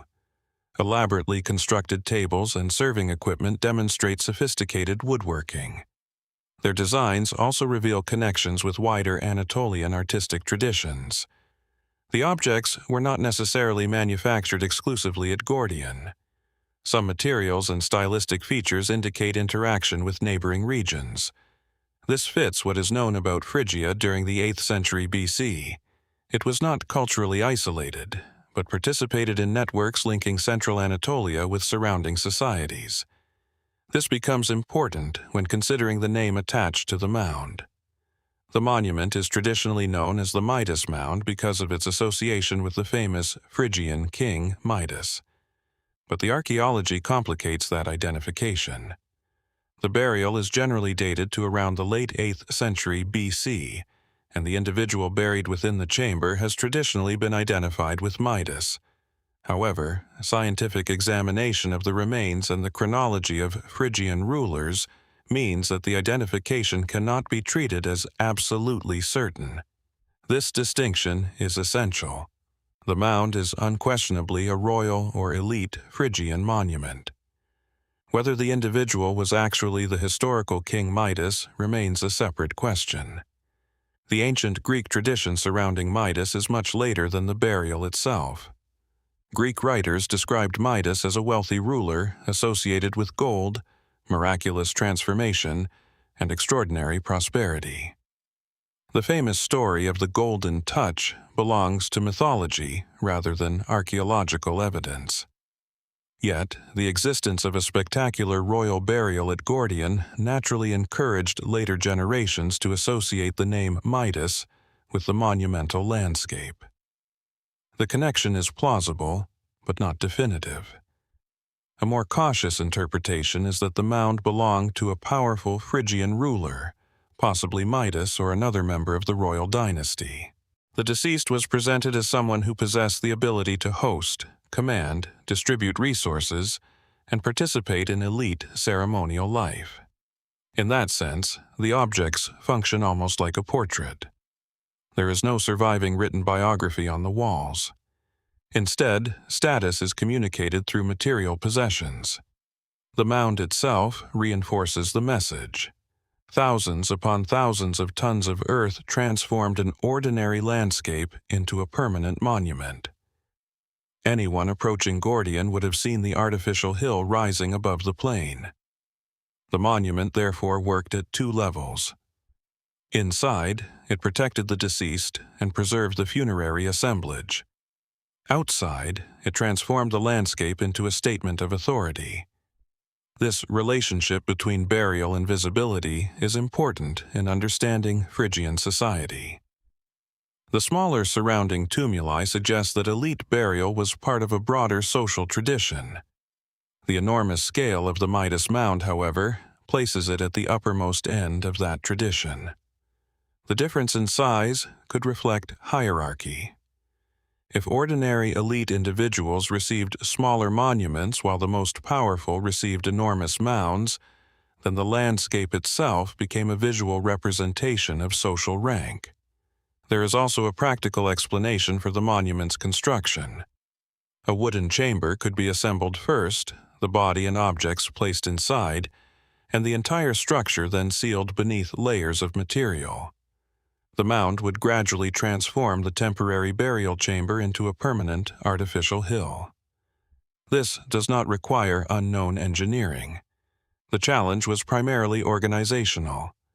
Workers had to obtain timber, transport it, construct the chamber, prepare the funerary objects, and move enormous quantities of earth. Such a project would have required centralized planning and access to a large labor force. Alternative theories sometimes connect the mound's impressive scale with lost technologies or mysterious astronomical purposes. There is little archaeological evidence for such explanations. The monument's architecture is well suited to a funerary function, and the burial chamber, human remains, and grave goods all reinforce that interpretation. The mound's orientation and dimensions may have carried symbolic significance, but there is currently no compelling evidence that it was primarily an astronomical instrument. The more interesting mystery lies in the social system capable of producing it. The Midas Mound demonstrates that Phrygian rulers could command resources on a scale comparable to other major Iron Age kingdoms. Its construction reveals organized labor, sophisticated craftsmanship, long-distance connections, and a strong ideology surrounding elite death. The mound also provides a rare glimpse into Phrygian material culture because many organic objects survived unusually well. Wooden furniture, in particular, is invaluable. Stone monuments survive more easily, but wood often disappears completely in archaeological contexts. At Gordian, the burial environment preserved details that would normally have been lost. These objects allow researchers to reconstruct aspects of Phrygian craftsmanship with unusual precision. They also show that Phrygian culture was neither a simple imitation of neighboring civilizations nor an isolated tradition. Its artistic language developed through interaction, adaptation, and local innovation. The most plausible interpretation is that the Midas Mound was an exceptionally important Phrygian elite burial monument, constructed in the 8th century BC, probably for a member of the ruling dynasty. Its enormous scale, timber chamber, preserved furniture, bronze vessels, and carefully arranged funerary equipment demonstrate a society capable of mobilizing significant labor and material wealth. The traditional identification with King Midas remains possible, but the archaeological evidence does not establish it beyond doubt. What seems more secure is the monument's role as a deliberate expression of rank and memory. The burial transformed one individual's death into a permanent alteration of the landscape, while the surviving objects preserve fragments of the ceremonial world surrounding that final act. The precise identity of the occupant remains one of the gaps that future evidence could potentially narrow, particularly through continued study of the human remains, chronology, and wider Phrygian royal landscape.